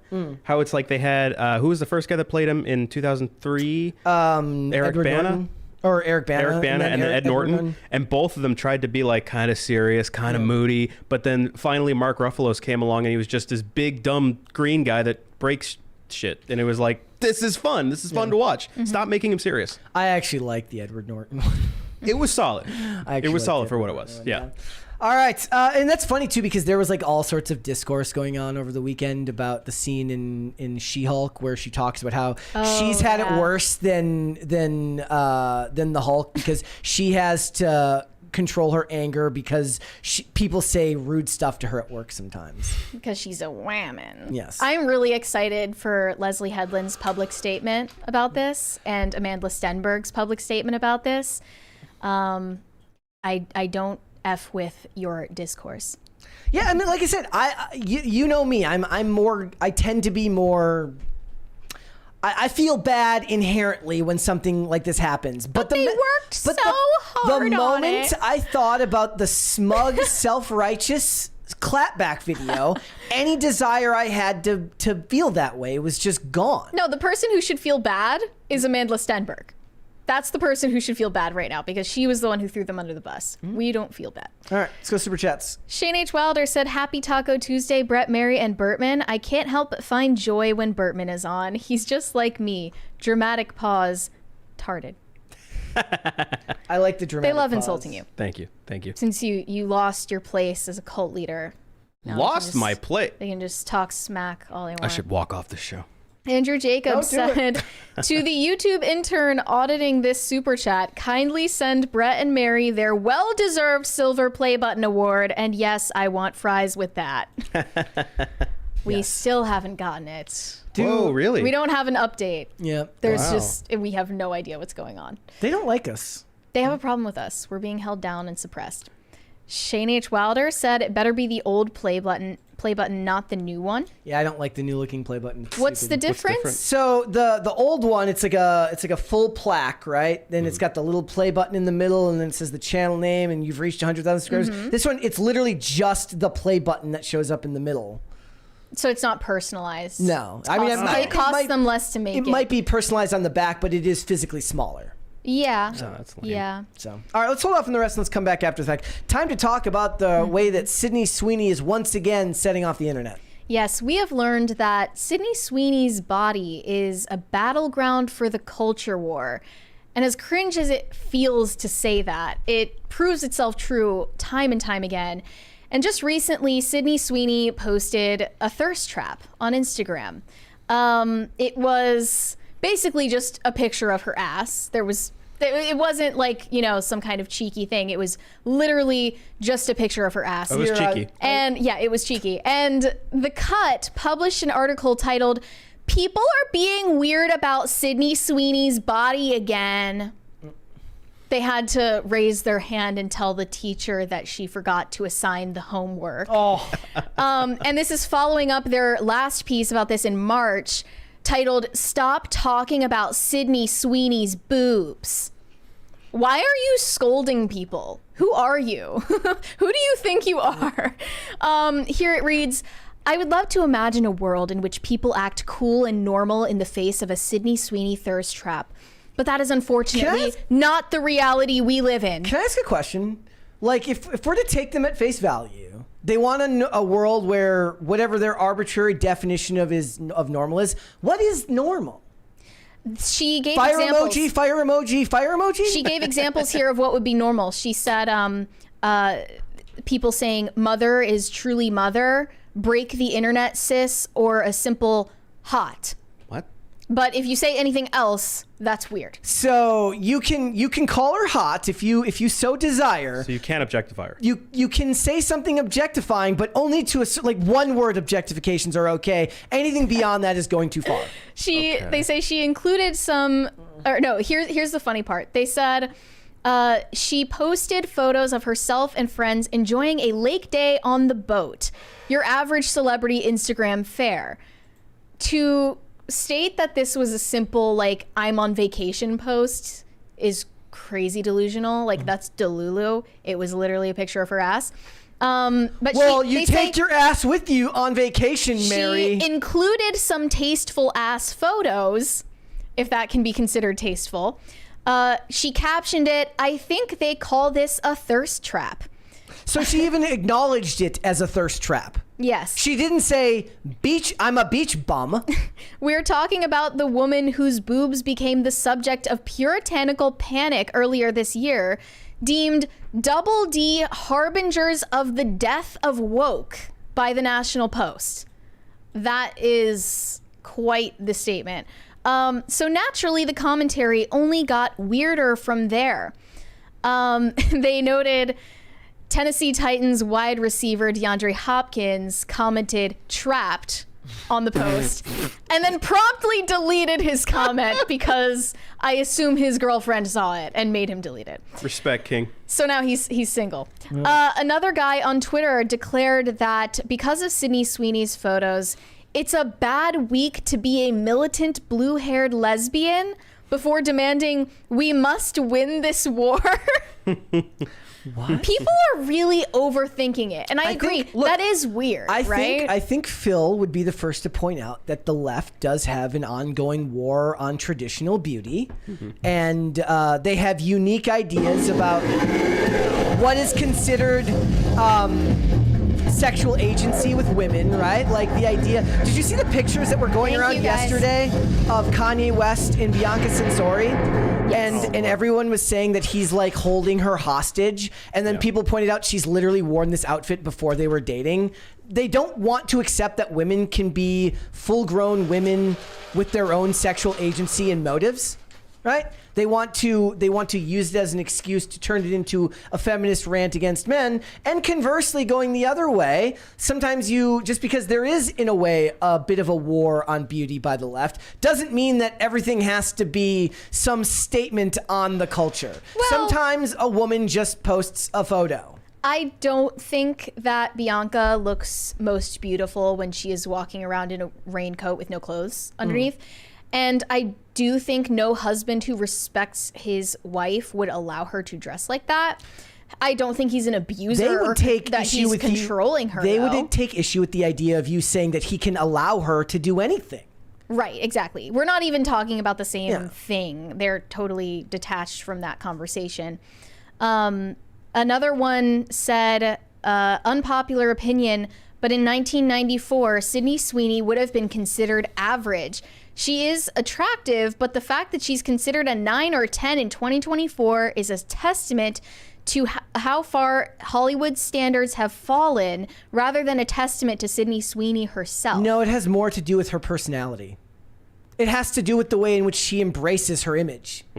It has everything to do with that. There are still plenty.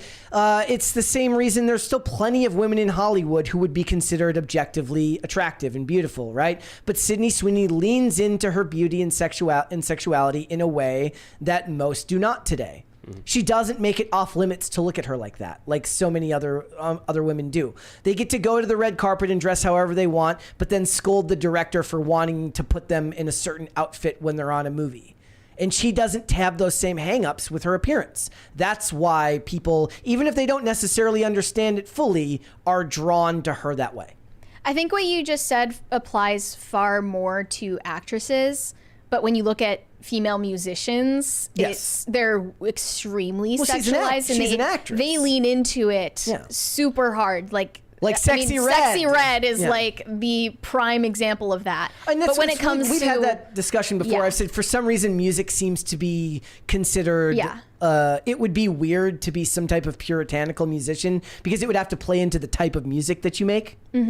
Right? Yeah, but on the other hand, with Hollywood actresses, they do tend to be the loudest about how they feel unfairly objectified, even though they, lean into it when it is beneficial to them in their career.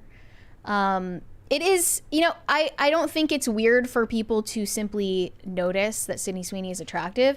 It is weird that it prompts this wave of think pieces and theories and academic discussions. Like, we really can't just, see her posts and scroll.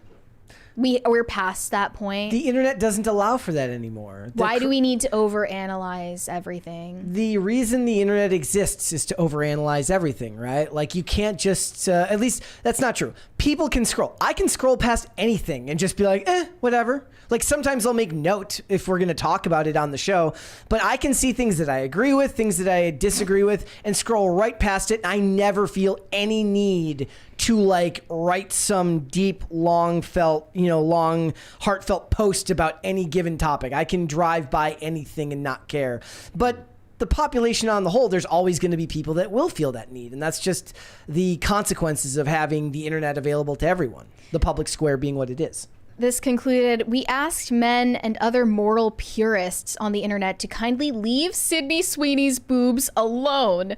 Today, we find ourselves once again asking everyone to stay calm in the wake of her thirst traps, ass and all. These are not difficult requests. Next time, may I suggest a subtle gorgeous or a deadpan hot comment? I'm surprised they're even okay with that. That seems cringier than...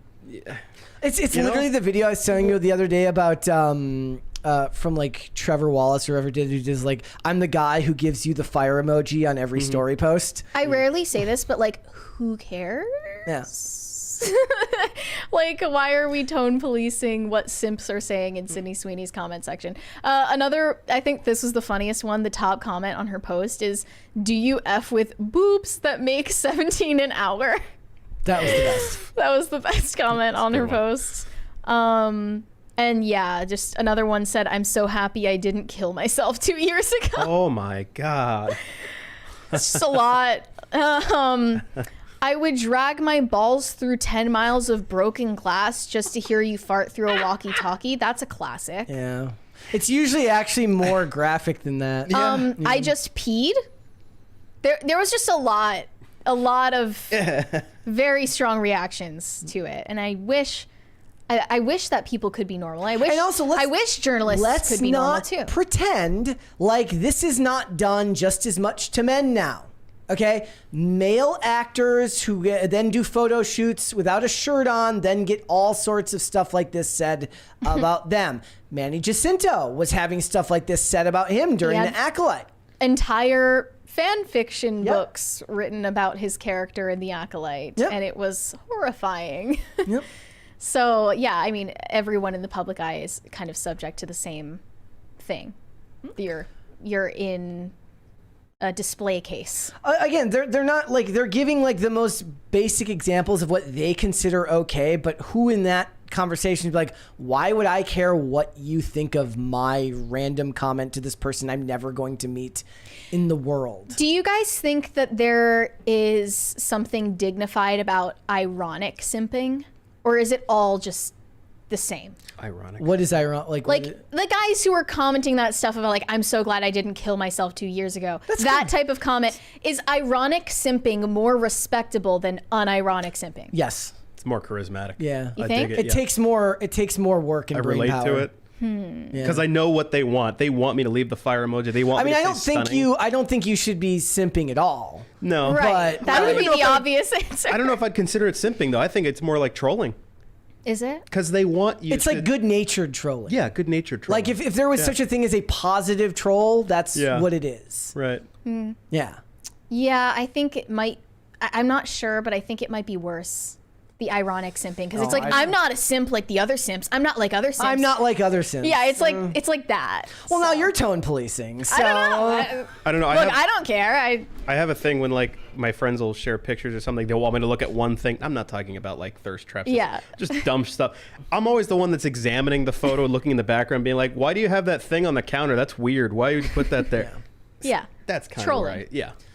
Yeah, like the better question would be like, why are you, whoever wrote this article, spending so much time, writing think pieces about a person that you're never going to meet? Someone was, and then they would say, why are you, someone who's never going to meet, writing, doing podcast episodes about my think piece about the person I'm never going to meet? And then it just goes on forever. We are truly blessed to live in an economy that allows people to be paid to scold people for commenting weird stuff on Sydney Sweeney's thirst traps.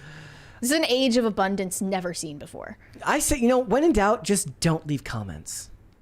Most of the time, yeah. Oh, and also, I tweeted about this. It wasn't directly related, And but also, I if said that dude had a girlfriend earlier, you're just a bad person. yeah. Like, you're just a bad person. But like, I find it almost charming that in an age where anyone can access like hardcore porn, that men still awooga in response to a tasteful thirst trap on Instagram. When you could like see the whole thing, you're still like, every time men see cleavage, they awooga and their eyes pop out of their heads. It's almost like kind of endearing how every time they see it, they're shocked. Like it's funny to me. All right, let's go to Super Chats. Okay, Potatoes for Seamus said Brett should have Mocha perform his LASIK. That's that a would not horrible go idea. well. Yeah, why would you do I'm not that? doing that. Are you getting LASIK? With the claws? Okay. I would love to get LASIK, but I just hear too many Horror stories. Same. Yeah. Shane H. Wilder said Brett finally watched The Notebook. Because you mentioned The Notebook earlier. Yeah. Have you watched it? I don't think I've seen it. I think it's the most overrated. Is it a rom-com? Most overrated chick flick I guess it's a rom-com. Nicholas Sparks movies, are they considered they're more like romantic dramas, right? Yeah, I don't know. guess. I'm not gay. It's a chick flick, though. Yeah. I never liked If you it. went to a movie like that and you're a dude, it's likely you were dragged by a woman. Yes. Tacty Platty said, "Who's that nerd? Bet he writes for a living." Can you tell me what scanner means? Do you know? I don't think any of us really know. It's just SCNR. Okay, fine. You know? There's no answer. Yeah, no. Benjamin Mauser sent us a sticker. I don't know what it was, but thank you. Tacty Platty said, "Big Avocado is behind global warming and fifth wave feminism." Again? I feel like I've heard that before. I don't know. There's a 20 there from Rhaegar Targaryen. Women, guys, stop acting weird, liking how we look, and never play video games. Also, women, dressing like a stripper outside of Halloween and having an OF is empowering. I just purchased my 800th pair of shoes today. I think we're going to talk about the video game thing later this week. There's you could do a whole episode. There's on a that conversation discussion. there. There's a whole conversation to be had on video games and all of that And stuff. bird watching. And taxidermy. I think that nobody who voted on that knows what taxidermy is. Some of those I would find really interesting. Like if I like dated a guy who's really into taxidermy, I would be like, that's cool. I mean, if you find a dude under 70 who's into bird watching, that's kind of interesting. It's actually more interesting that he's younger and into it. He likely has a great like wealth of knowledge that you would never expect to find from somebody in that age. Yeah. It's great. Nate said, penitence for me acting wild and getting embarrassed by Brett and Mary on the Jennifer Lawrence movie. Oh, thought he got me on that one. We're the pop culture experts here, so don't try to one-up us. I never saw the Jennifer Lawrence one, so it didn't seem up my alley. Wasn't it a horror? It was a horror movie. It was something about like people invading her house, and it was actually like an allegory for God or but something. I think it was Darren I don't even Aronofsky. know. Yeah. He's pretty good though. I don't know. I haven't seen his. Too art house for me most of I the hate time. A24. Like, That's it's my hot take. That's me and like this podcast. If it wasn't PCC, would just be called A24 Sucks Balls. Yeah, well, Y2K, the new Rachel Zegler movie coming out in December, that's an A24 movie. So We're gonna see I that actually one. am excited to see that. All right. Let's move on. It's time to talk about sororities have once again angered the internet. Yeah, it's back to school season, so all of the college students are moving back into their dorms, and what that means is sorority girls are currently on recruitment campaigns. They're using TikTok and all of their coordinated dances to advertise their sororities and gain potential new members. But unfortunately, their videos are being shared on X, not the target audience that they were going for, and it's caused a huge controversy. When you pointed out all of the stuff that goes into joining one of these groups, as like, this is tailor-made for women and their neurotic inability to not be just busy all the time. Well, frats do the same thing, but I'm sure it looks a lot different. Yeah. I haven't seen any frats doing coordinated dance routines on TikTok. So I don't know what their marketing campaigns look like. Yeah. But, it's all basically the same format. So this is called Bama Rush. And it originally went viral in 2021 when kids were finally back at school in person and TikTok was a thing. So they started using it to market themselves. They even made a documentary about it because it's just such an interesting sociological phenomenon. I find Greek life very cultish and kind of disturbing. If any of you guys were in Greek life, please tell us about your experiences and whether it had cult-like aspects. When are we supposed to watch? Well, we can't watch any of them with the sound on because they have copyrighted music. Of course, they're pop girlies. But how about the Pump It Up one? You'd have to let me know. They're Pat McFane. Okay, I believe that's the first one I've got here. Okay, here we go. Yeah, again, we can't play the music here, but here we're not going to. Get 22 seconds. Pump it up a little. So this is one of their recruitment videos. It's like... It just looks like, to dudes, it's like a bunch of girls that were extremely snobby in school. Well, that's an earned reputation for sorority girls. I'm not surprised by that. Yeah. If you're listening to the podcast, you have no idea what we're watching. Think about the amount of effort and coordination and planning and production value that goes into making these videos. Yes. It's insane. Yeah. And the amount of money and the time that they spend, they're all like creating these videos meticulously. I'm like, don't you have schoolwork to do? They don't. Okay. I think a lot of people were actually pointing that out, like, don't send your daughters to college because this is what they're going to be doing. And if I saw my daughter in a video like this, then she would find out her bank account got shut down. I saw that blah, one. blah, blah. I mean, if I saw this, I would think that it was right in line with what I expected from college life for somebody who wanted to join a sorority, right? But yeah, they all, have the matching hairstyles and the matching outfits. Like, this is where, when you think of movies like Mean Girls or movies like Clueless, where there's archetypes of women, like, actually the more annoying thing is that you're not going to see Hollywood lean into these archetypes anymore. No. They would have to subvert your expectations at every corner. Like, I don't want to see a movie where the girl who's in the sorority is actually like a 187 IQ and super smart. I want her to be kind of middling in IQ and just looking to get married. Well, there's an idea, there's like a dichotomy that kind of has some truth in it where if you send your daughter to college, she's either going to come out of that factory line as the raging blue-haired feminist who hates her dad, or she's going to become a blown-out slut who spent all of her time going to frat parties and having sex with 20 men a night. Look, that's like the dichotomy that's being presented here. There's got to be some type of middle ground, right? Of course. She joined a frat. She drank some beer in college. She put on 10 extra pounds her freshman year. 15 pounds her freshman year. It evened out down the line. She probably had a boyfriend the whole time. There are a lot of other reasons you shouldn't go to college than any of that. Yes. Oh, yeah. For instance, not going into 6 figures of debt in the first years of adulthood.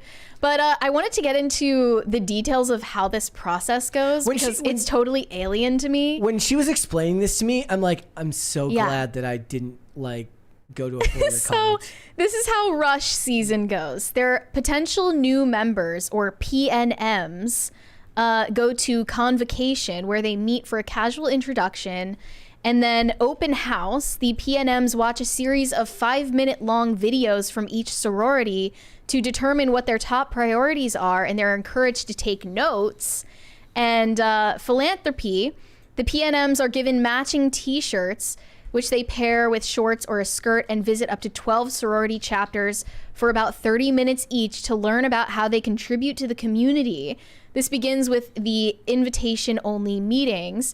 And then sisterhood, PNMs attend up to 7 different parties, which are about 40 minutes long, to get to know the active members of each chapter. And then preference night. At the most formal event of Rush, PNMs rank their top sorority choices, agreeing to accept a bid to any sorority on their list. And then sorority members also rank their own top choices for potential new members. And then bid day.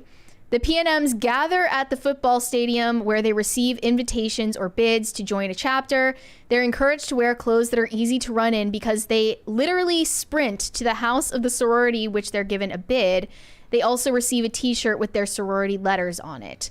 And this is the whole process of initiation. And that's not even to get into like the hazing rituals, probably. Yeah, I mean, and for men with frats, like I'm just not collectivist enough to ever join a group like this. I'm not. Most people are, though. That's the point. I've never understood it. I did college visits that never were worth it. And every time they explained like, oh yeah, 40% of the student body is in Greek life. Or even more. Sometimes they said it was the majority of the student body that was involved in frats and sororities. And I was like, why? What is the point of it?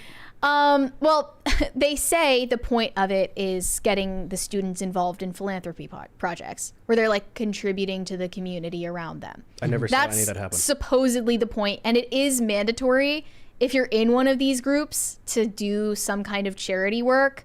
Like each one has their own philanthropy, like it could be saving the turtles, whatever. That's allegedly the point. But really the point is networking, yes. You know, being friends with this group of people that essentially you pay to be your friend, which is not to knock it. Like some people really enjoy it. And develop lifelong friendships that actually benefit them later at work. Yes. I mean, but the problem is you go too far, you end up in Skull and Bones, and suddenly you're a member of a secret society running the U.S. government and ruining it for everyone. I have heard some really insane hazing rituals in both frats and sororities. I don't know if it works that way with the majority of them. My hot take on that is like whenever they complain about that stuff now, I'm like, oh, you wusses. People have died. People have died, though. Like, I heard one. Kids these days just don't want to try. One of them was like a frat that this is graphic, okay? But the frat guys like jerk off into a tub of ice cream and make the Wait, wasn't this what happened to Tim Walz? The new guys eat it. Isn't this what happened to Tim Walz? I don't know. I heard something like that. Wasn't the horse semen thing? No, I heard something. Okay. You know the couch sex story, right? That was Yes. completely fake. It was completely fabricated. So in retaliation, they wrote a fake article. That's awesome. I don't know if they wrote a fake article. I saw a fake article about it. Well, they probably did make a fake article. Okay, awesome. That's even better. They put some work into it. The fake news is faking. I heard another one. You have to get inside a plastic trash bin and smoke an entire pack of cigarettes. I'll do that one. And then the sorority ones are always more psychologically torturous, of course. Which is fantastically in line with women. Because the ice cream's not psychologically torture. There was one that was really bad. I heard this girl was tied to a chair naked, and all of the sorority girls like got around and insulted her body for like an hour. See, this is the thing. This is the problem. The CIA should be hiring them for Gitmo. Yeah. Crazy. Like there is just something. Also, guys would totally sign up for that. There's something about it that's just very sinister in a lot of these cases, but you never know. I tried to ask a coworker in the past who was in a sorority like what her hazing rituals were. She refused to say. Wouldn't say? Yeah, and she said that she has a personalized paddle, like in the Freemasons. Mm-hmm. She has a personalized paddle from her sorority sisters. So I can only assume. I mean, all of this stuff is like that it was put to use. Isn't the general idea that the more someone is degraded, the more their value to the group grows through public humiliation within the group, right? That's how respect for men is built. So that's the idea, right? Is like as you're humiliated, your worth within the group is expanded. Yeah. I guess that's the point. I just wouldn't want, my own kid to be involved in any of that. I mean, this conversation's going in a weird direction, but I was wondering more like, why is it that the internet gets so up in arms about girls in these videos every couple of months, right? It goes around. It's the same thing that happened, and obviously it's a little bit different when all the girls were dancing in front of the gas station, and everyone's like, oh my God, this is why society's coming to an end, because girls are dancing in front of a gas station.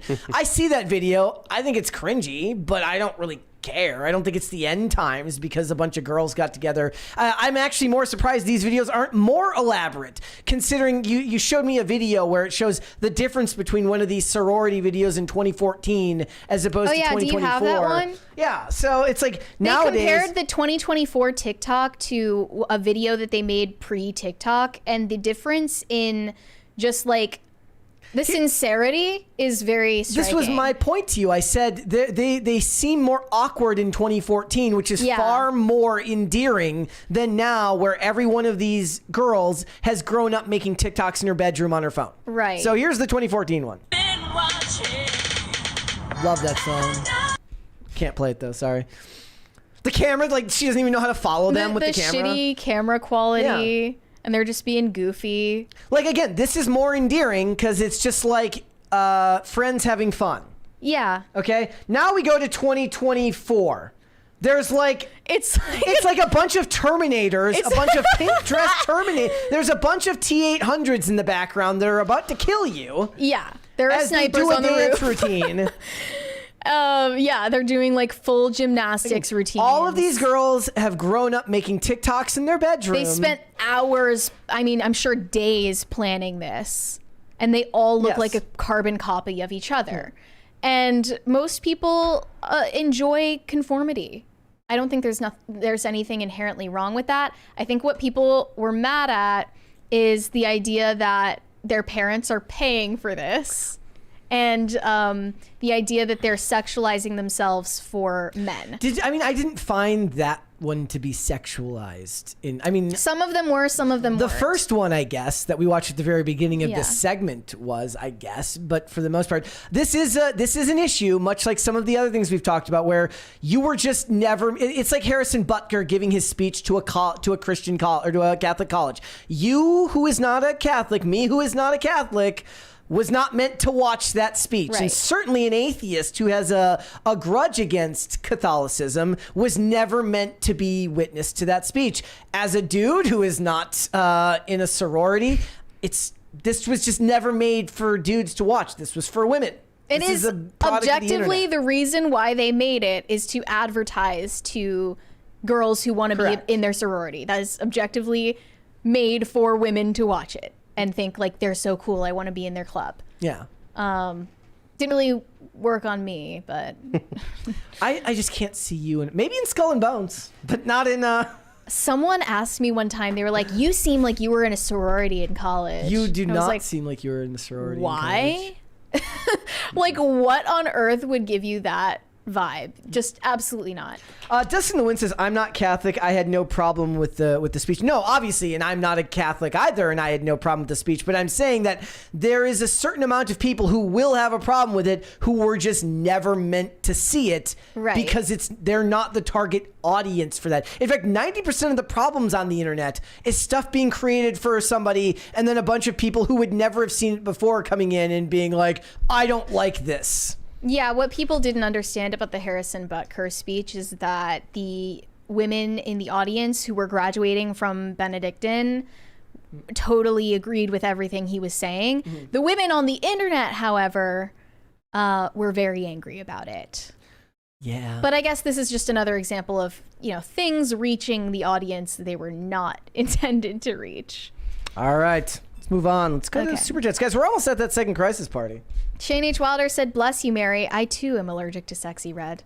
Yeah, that's what it was. I was allergic to her gonorrhea. Nate said, how many live viewers hit that thumb button, team?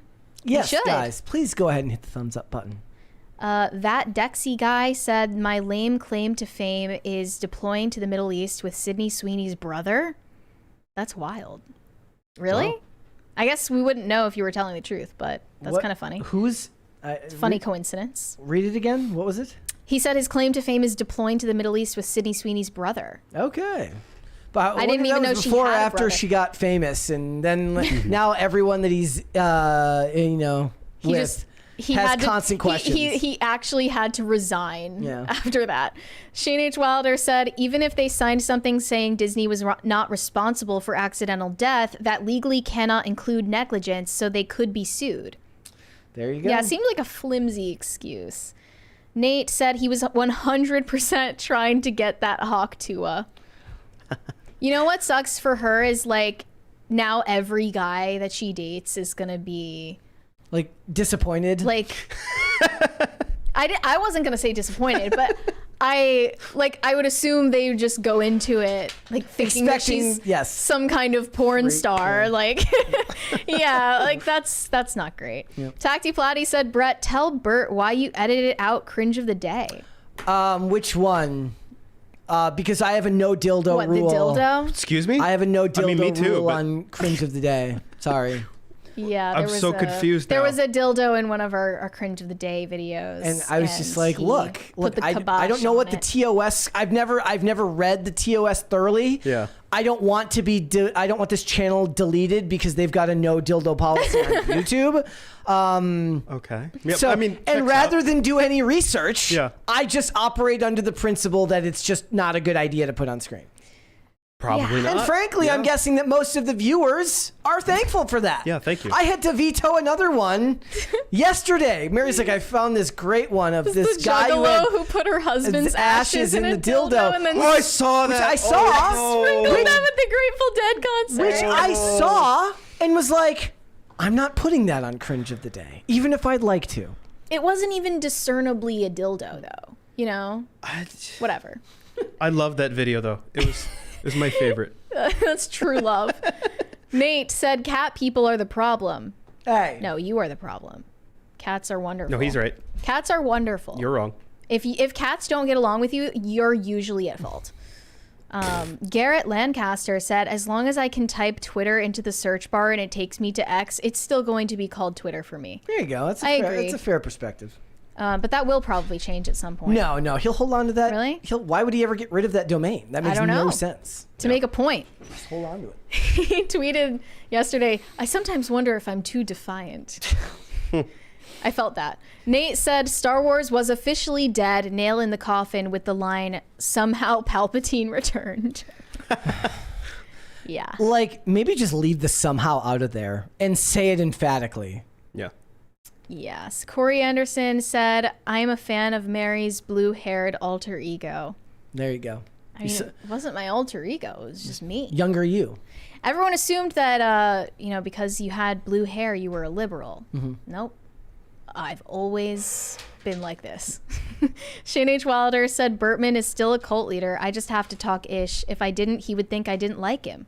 This is true. That's guy stuff. This is guy stuff. The Rumbling said, I can blame Fox for canceling Firefly. They made a movie just to kill off characters so they can stop fans from bugging them about bringing it back.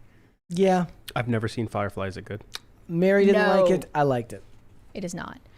Marco said, happy belated birthday to Mary. Thank you.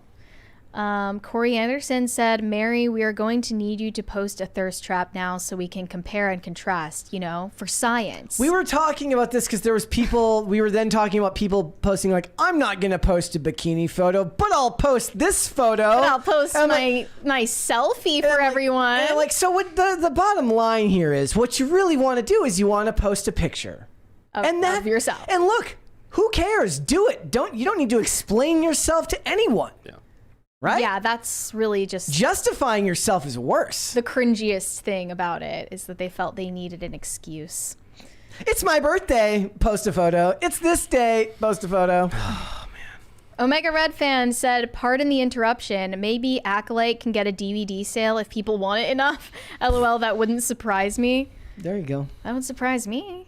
Surenko Productions said the same people hating on the Sweeney simps were drooling over naked Target brand Ezra Miller. Barry Keoghan. It's the same people. It's always the same people. If you're mad at two groups of people, it's the same people.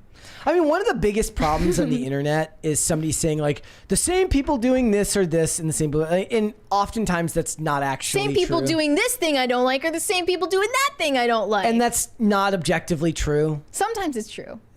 Literally, I would only accept that if it's a specific person. If you can find like that same person saying this and this, then it's just broad brushing for the sake of compare and contrast, and that's not actually fair. For the sake of rage baiting. Yes, it's not actually fair. Don't fall for it. James Marone said, do you guys think Sweeney could end world hunger with those village feeders?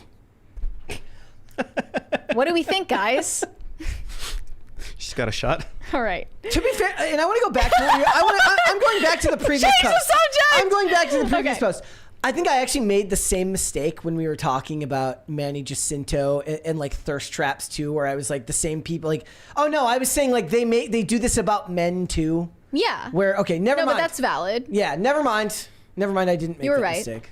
Nate said, hating A24 is how I know you're good people. Thank you. Yeah, I'll that. never care about your high class, high art bullshit. Grow up. Just consume. Like an adult. Corey Anderson said, Mary, what hobbies does your BF have? We know OC's hobby is collecting cats. Sup, Bert and low T Brett. Sorry, I meant 1T Brett. That was me. Dang.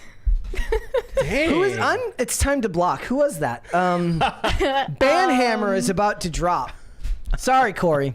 Okay, so he bird watches, he does taxidermy, he does online trolling, gaming. Did that one seem weirder to you, the fact that online trolling was considered a hobby? No, when I saw that, I was like, actually, online trolling is the most attractive hobby for men. Okay. So I would like to demand a recount.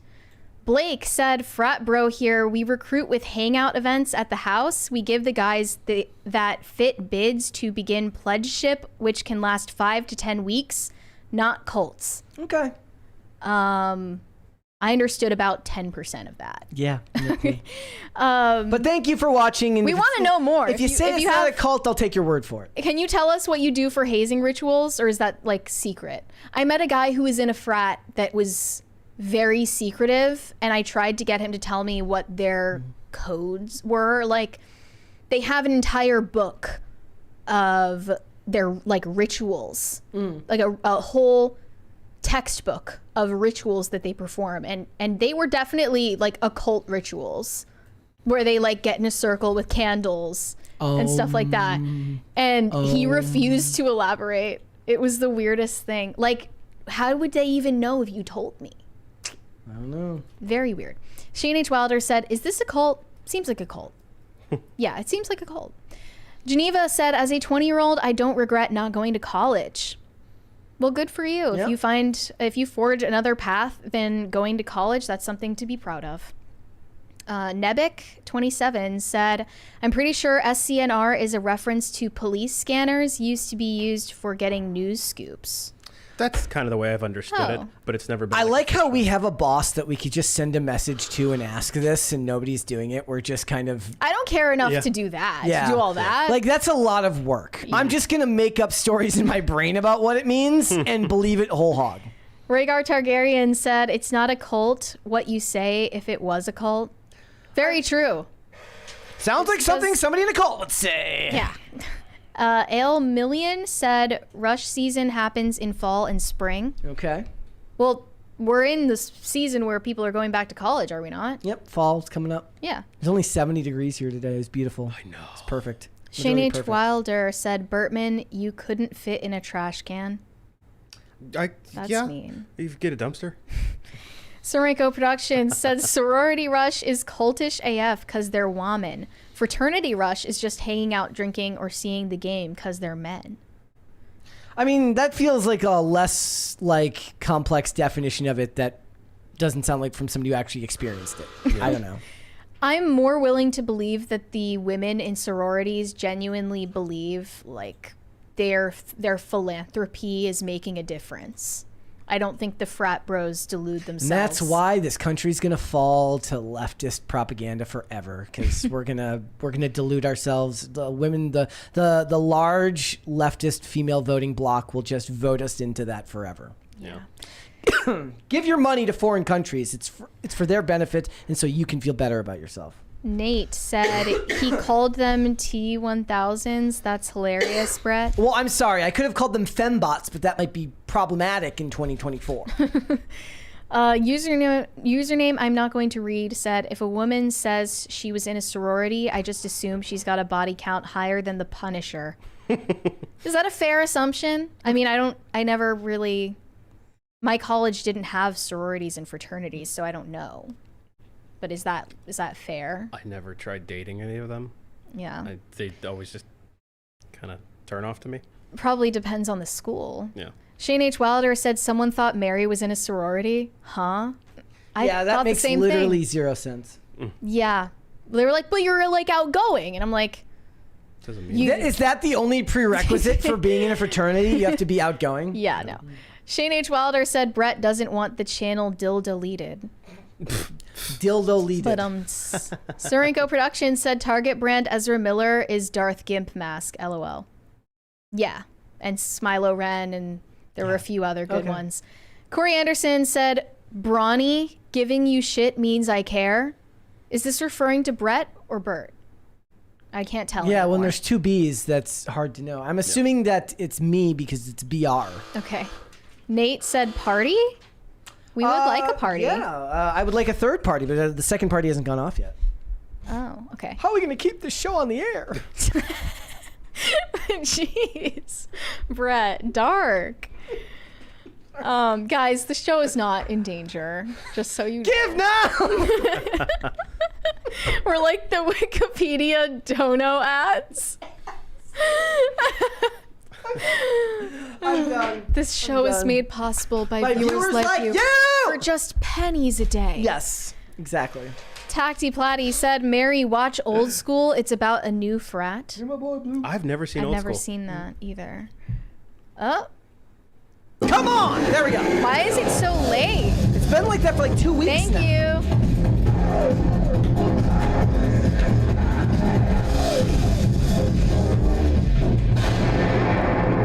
Pat the plumber said, "You're my boy, Blue."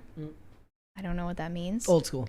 Okay. Corey Anderson said, Mary, the Navy has a frat as well. We allow women. It's called the Chief's Mess, and we have things we do that we can't tell the uninitiated about. Chief season started yesterday. It lasts 6 weeks. Okay, I know the rule is you can't tell anyone about it, but what would happen if you did? See, Like, what's the big deal? I feel like you have to be doing some shady shit. Right. Because like otherwise, what would it matter? Just You're say it. like 5 to 10 years out of college. You don't know any of these people anymore. Right. What's the problem if you tell me what your hazing ritual was? Yeah. What's going to happen? Is there like a threat over your head? Well, I mean, the idea is that you build those relationships for life, right? You might need a job down the line, and you have to call up. and they would somehow find out that you told one person. Yeah. I don't know. I agree. It seems shady. Surenko Productions said, source, I was in a frat in college. LOL. Okay. Nice. We don't trust you. You were in a cult. Shane H. Wilder said, "Oh, that's so cute. Mary thought I was being mean to Bertman. She doesn't know us very well. LOL." Shane H. Wilder also said, "That explains a lot, Surenko. LOL." You can skip that one if you want, because they're actually talking about whether you're going to read it, which, you know. Corey Anderson, I'm not going to read the next one because You're being rude It's for the sake of rude. being provocative, and frankly, that's just kind of rude, right? Yeah. I think we're all caught up. Yeah, I think we're all caught up. Okay. We got 5 minutes here. I want to see if they're mad now about the fact that we're not going to read the last one.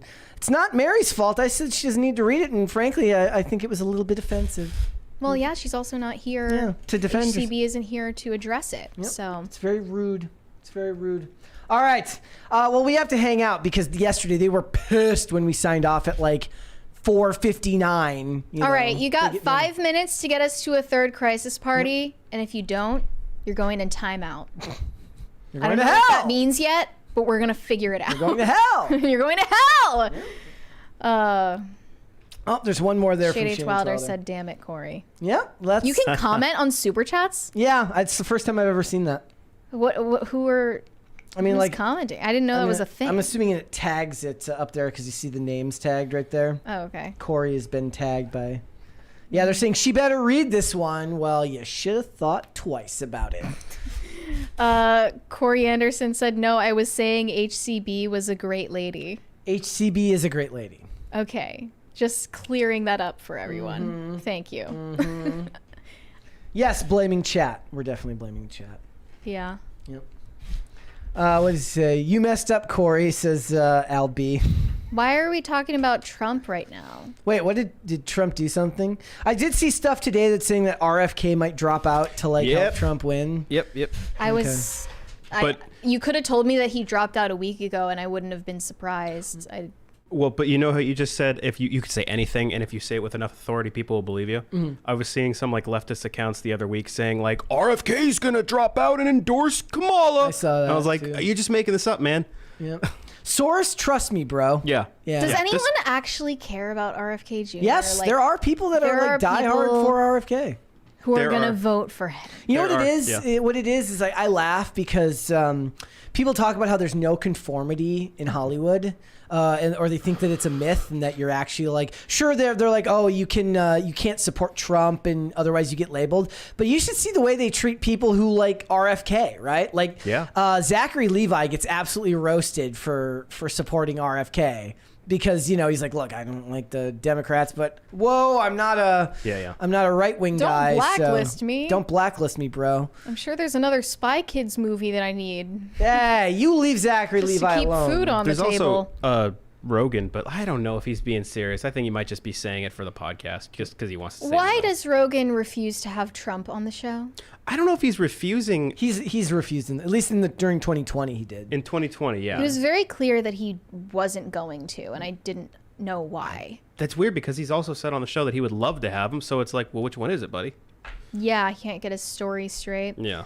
Shane H. Wilder said also the show yesterday was 2 hours and 50 seconds. Oh, okay. See, we did our job. But that's because we signed out on the outro screen. We were not technically off air for that long. Left-handed Link Gaming said, Mary, have you ever watched Smallville? No, I have not. Should I? It feels more up your alley because it's more of it's like superhero stuff wrapped in teen drama. Yeah.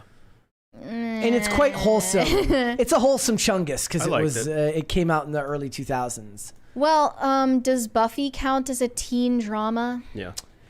Yes. It didn't really hit for me. Yeah. Yeah. It would be interesting to see you try Smallville and then let us know, like, is it better or worse to you compared to Buffy, which you didn't like. We're going to need... But it's not in any way the same as Buffy. It's very different in tone. Yeah, if we get to 10 crisis parties today, I'll watch Smallville. Buffy is far more, Smallville is more earnest and Buffy was a little more campy. Yes, far more campy than Smallville. Wait, was it on CW or? Yes. Well, it was WB back then. Yeah. Oh, I didn't even know it changed. Yep. Yeah. What was that? Why'd they change it? And then there was Channel 9 was UPN back in the day. Yeah. Remember UPN? Yeah. No. Homeboys from Outer Space. No. Yeah. I do have living memory of like using a DVR though. The good old days. Yeah. There's a couple more there. I'm an elder Zoomer. Corey Anderson said, conservative women tend to wait until marriage, which is great. That was all I was intending to say in reference to the guy saying sorority girls have high body counts. Okay. Thank you for clearing that up for us. High Voltage 75 said, Brett, IRL guest, said Minnesotans are weirdos who like to live in the cold and like their food bland. Is that true, Brett? Live in the cold? I mean, I don't know about that. Like, I definitely prefer the winters out here, but I'm also, like, you get kind of really used to the really, really cold weather, so when I'm home, it doesn't bother me. But if I don't have to move back there and live in the bone-chilling cold, I won't. But I'm not going to complain while I'm there. Food bland. I definitely eat my food more plain than the average person. But a racist leftist would just say that's because I'm white. You eat like a child. Yes, Jessica likes to send me messages on You're Slack. You're like ketchup is spicy. No, I don't even like ketchup all that much. No, okay. So my thing recently has been. I want to meet and work for whoever is making the chips over at hers, which are just absolutely like, it's the proof that just because science can doesn't mean they should.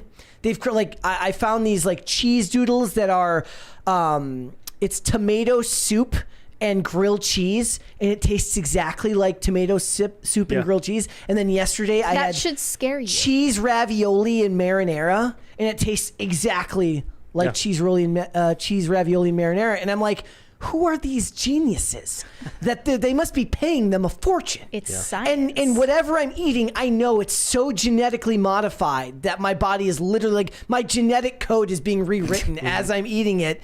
And I don't really care. You know why? We're here for a good time, not a long time. Because it pisses off some crunchy who uses the word nourishing unironically that I'm eating unhealthily.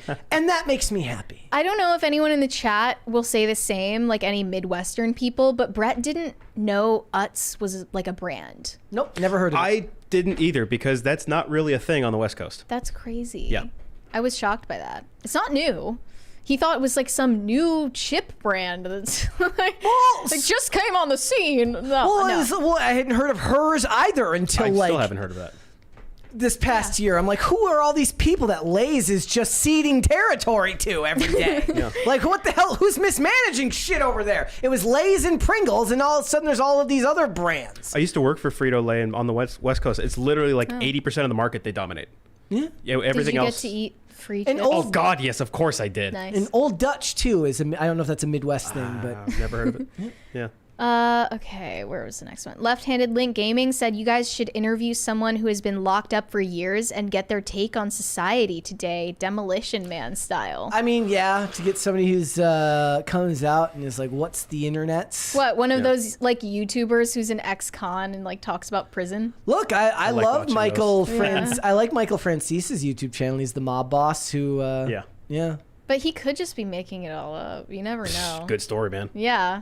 He's not fine. making it up. He's like he was I don't remember. He's not making it He up. could be making up the details. Is all I'm saying. Yeah. That would be cool though. Potatoes for Seamus said, "Time out, you say, Mary. Bring the paddle." Okay, that's weird. Surinko Productions said, "HCB now has her IRL co-host position, so she's now too busy and isn't going to come back on PCC, huh? We scared her away, didn't we? LOL." Well, I mean, if the IRL chat can't scare you away, nothing can.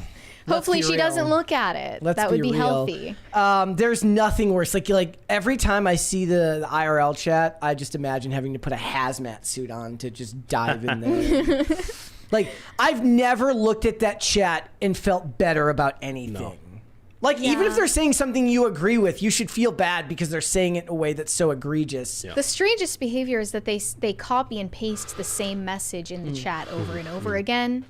Like thinking, that Tim is going to read it? I'll never understand the idea that they tune in every day and they just don't like Tim. Like, they don't like him, but they watch him every day. Yeah. Granted, there's people in the chat, I won't name names, who seem to not like stuff we talk about or us, but it's not to the level of IRL, where it's like people show up every day to be like, oh, it's exactly 7:59. Oh, fuck this show. Now that is an unattractive hobby right there. Yeah. Like, sorry, honey. I've got to go and dunk on these people that I watch but don't like. Their wife is like, please have sex with me. And they're like, I'm busy. I have to tell Tim Pool I hate him. Tacti Platty said, Brett, that hoopty spaceship on Homies? Yeah, there was a show called Homeboys from Outer Space. I'll show you the trailer later. Oh, that. Yeah. I think I know what you're talking about. Hiroshima Otaru said WB merged with UPN and they named it CW. There you go. Yeah. Okay. Potatoes for Seamus said Brett farts on camera. Me too. Okay. That is objectively false, and I will not accept the slander. What are you talking? I just heard it like 10 times. No. Our chairs are loud. If you're talking about me moving in the chair. Yeah. Shane H. Wilder said, I started a new series on random foods that shouldn't exist every time Brett has had them, like Warhead soda. Yeah, Warhead soda. I had the Warhead soda. Again, it tastes just like Warheads. Okay. It tastes just like I'm Warheads. Listening. You had the Starburst water for a while? The Starburst water was the worst of all of it. So the Starburst water literally feels like somebody just crushed up a bunch of Starburst and then put like lime and like a Sprite in there with Skittles. It's actually like dense in texture. And it's 0 calories too. Supposedly. 0 sugar. Look, again, all of these things are made to kill you now. Like, that's fine. I like the flavored ice water, which is not water. It literally says water and it's not. Yeah. It lies to you. But it's also not juice, so like what is it? It's lying to you, like the same way like tweeting last night about how angry I was because I had to listen to the DNC and hear Biden mention very fine people on both sides. Oh my God. And I nearly threw something out a window. Yeah. And I'm listening and I'm looking at this water that claims to be water and I'm like, at least this one, when it lies to me, makes me feel good. Isn't it crazy how Charlottesville, wait, was that like 2017 or 2018? Happened in the same year as the Vegas shooting, but there's only one that people remember. Yeah. People are so easily memory hold. That Dexy guy said, Utz pub mix got me through dark times. I'm glad it was there for you. Buddy. So I said this. I mentioned this to Mary yesterday because I found like I broke my rule. This is and so ate chips at hostile. work. I'm sorry. Talk to you, Flatty said, "LMAO, Brett didn't know Utz. Get him, Mary." Why is it so hostile? Frankly, as far as I'm concerned, me not knowing a junk food brand is a win. Based on today's polite standards. Not my standards, because I would prefer to have known about it, because I want to dunk on all the people that try to make you feel bad for not eating exactly as they do. But I get your point. High Voltage 75 said, "Is Hello Kitty still in the chair? Is the camera on?" She's been mogging me the whole time. Cameras. I can show it via PTZ here. If we go to the PTZ and then... That is her place for now. I don't really know where to put her in the studio if she's going to go in my background. Zoom in really uncomfortably close. It is Maybe we should just leave it on her. No. No? No. I think that's what the viewers want. Just sitting there with her money. Yep. Potatoes for Seamus said Skibbity Ohio Riz. So true. So true. I think that's all of the super chats. Is that all of them? I'm fixing the... We're very close to a third crisis party. Come on, guys. Get it. Skibbity Ohio Riz us all the way to a third crisis party, would you? $10. Yep. We need $10 to make Somebody it to must the third hate us party. enough to donate that money.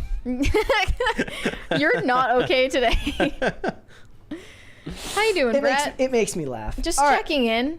Oh, I also didn't know what Buc-ee's was until like 2 years ago. But I didn't either. I'd never heard of it. I've still never been to one. There's one that's getting opened in North Carolina.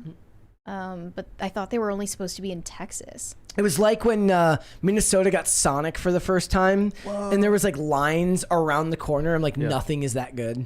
This is like In-N-Out. Yeah. Everybody wants to try In-N-Out, and it's like, it's fine, it's good, but I'm not waiting in that line for it. No. The fries at In-N-Out are terrible. I have the worst. I just don't have the patience. Yeah, like, I don't. If we go by any store and the line is more than 2 or 3 people, I'm like, no. Yeah. No. I refuse. I'm not doing it. I'm not doing it. No. The Manic Mustache said, late as always and apropos to the Greeks, Greek college culture is only there to perpetuate the crepe culture in college. Me and some teammates fight a whole frat house because they drugged my homegirl.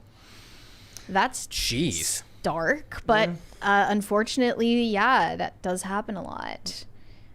See, that's what I would be worried about if like a friend or like, you know, if my future kid like wanted to be part of that type of culture in college, because the degeneracy is off the charts. I'm sure it's not going to be much better in the next 20 years. Weird how society changes via the internet and everybody acts like the world is so different, but in the real world, things haven't really changed all that much. No. It just doesn't.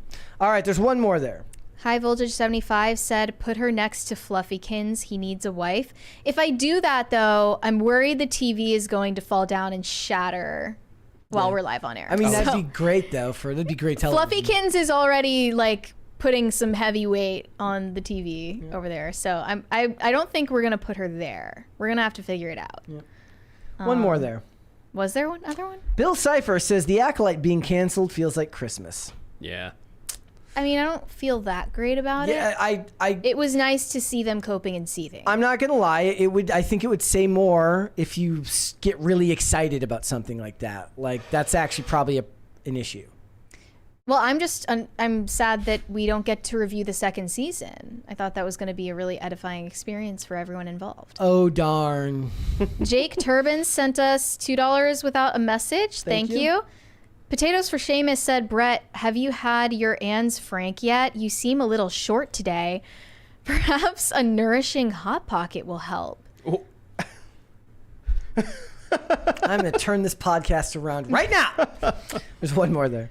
Is there? Pat the Plumber said, I've had one Buc-ee's experience and it was glorious. Okay. All right.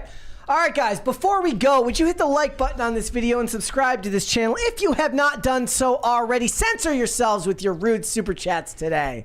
There's one more there from Sorority Productions. What was this? I will not stand for this In-N-Out slander. You are from California, Bert. You were the chosen one. You were supposed to destroy the haters, not join them.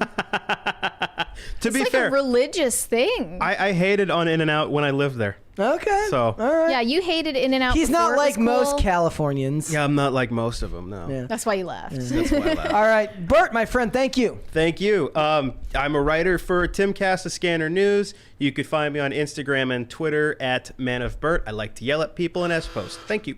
Perfect. Mary. You guys can send me validation on Instagram at Mary Archived, or you can send me hate on X. That is also Mary Archived. I think we got another super chat from Geneva. Buy Hello Kitty her own chair. Okay, well. This is becoming an investment. It is. We'll figure it out. Guys, before we go, I want to thank y'all for joining us today. We had a lot of fun there at the end, just hanging out. But if you want to follow me, I am on Instagram and on Twix at Brett Dasovic on both of those platforms. PCC is here 5 days a week, Monday through Friday, 3 p.m. Eastern Standard Time, noon Pacific. We are on Amazon Music, Apple Podcasts, Pandora, and Spotify. If you would prefer to listen rather than watch this show, and if you want to follow the show on social media, we are on Twix at popculture_show, Facebook and not TikTok because we were banned at Pop Culture Crisis, and on Instagram at Pop Culture Crisis Pod. Mary, there's a couple more there. One last super chat from Shane H. Wilder. In-N-Out is mid. Fully agree. He's right. I also see a super chat here that says, get Tyler Zed on. I would actually like to have Tyler Zed on. Well, I was just asking you for suggestions for who to invite. He's a Minnesotan. You should reach out to him. It's Yeah. his education. Okay, I'll look at it. All right, guys. We will be But we back. haven't had the third party yet. Oh, well, stay tuned. Post-credit crisis party, guys. We'll be back with another episode tomorrow. We'll see you then. Bye.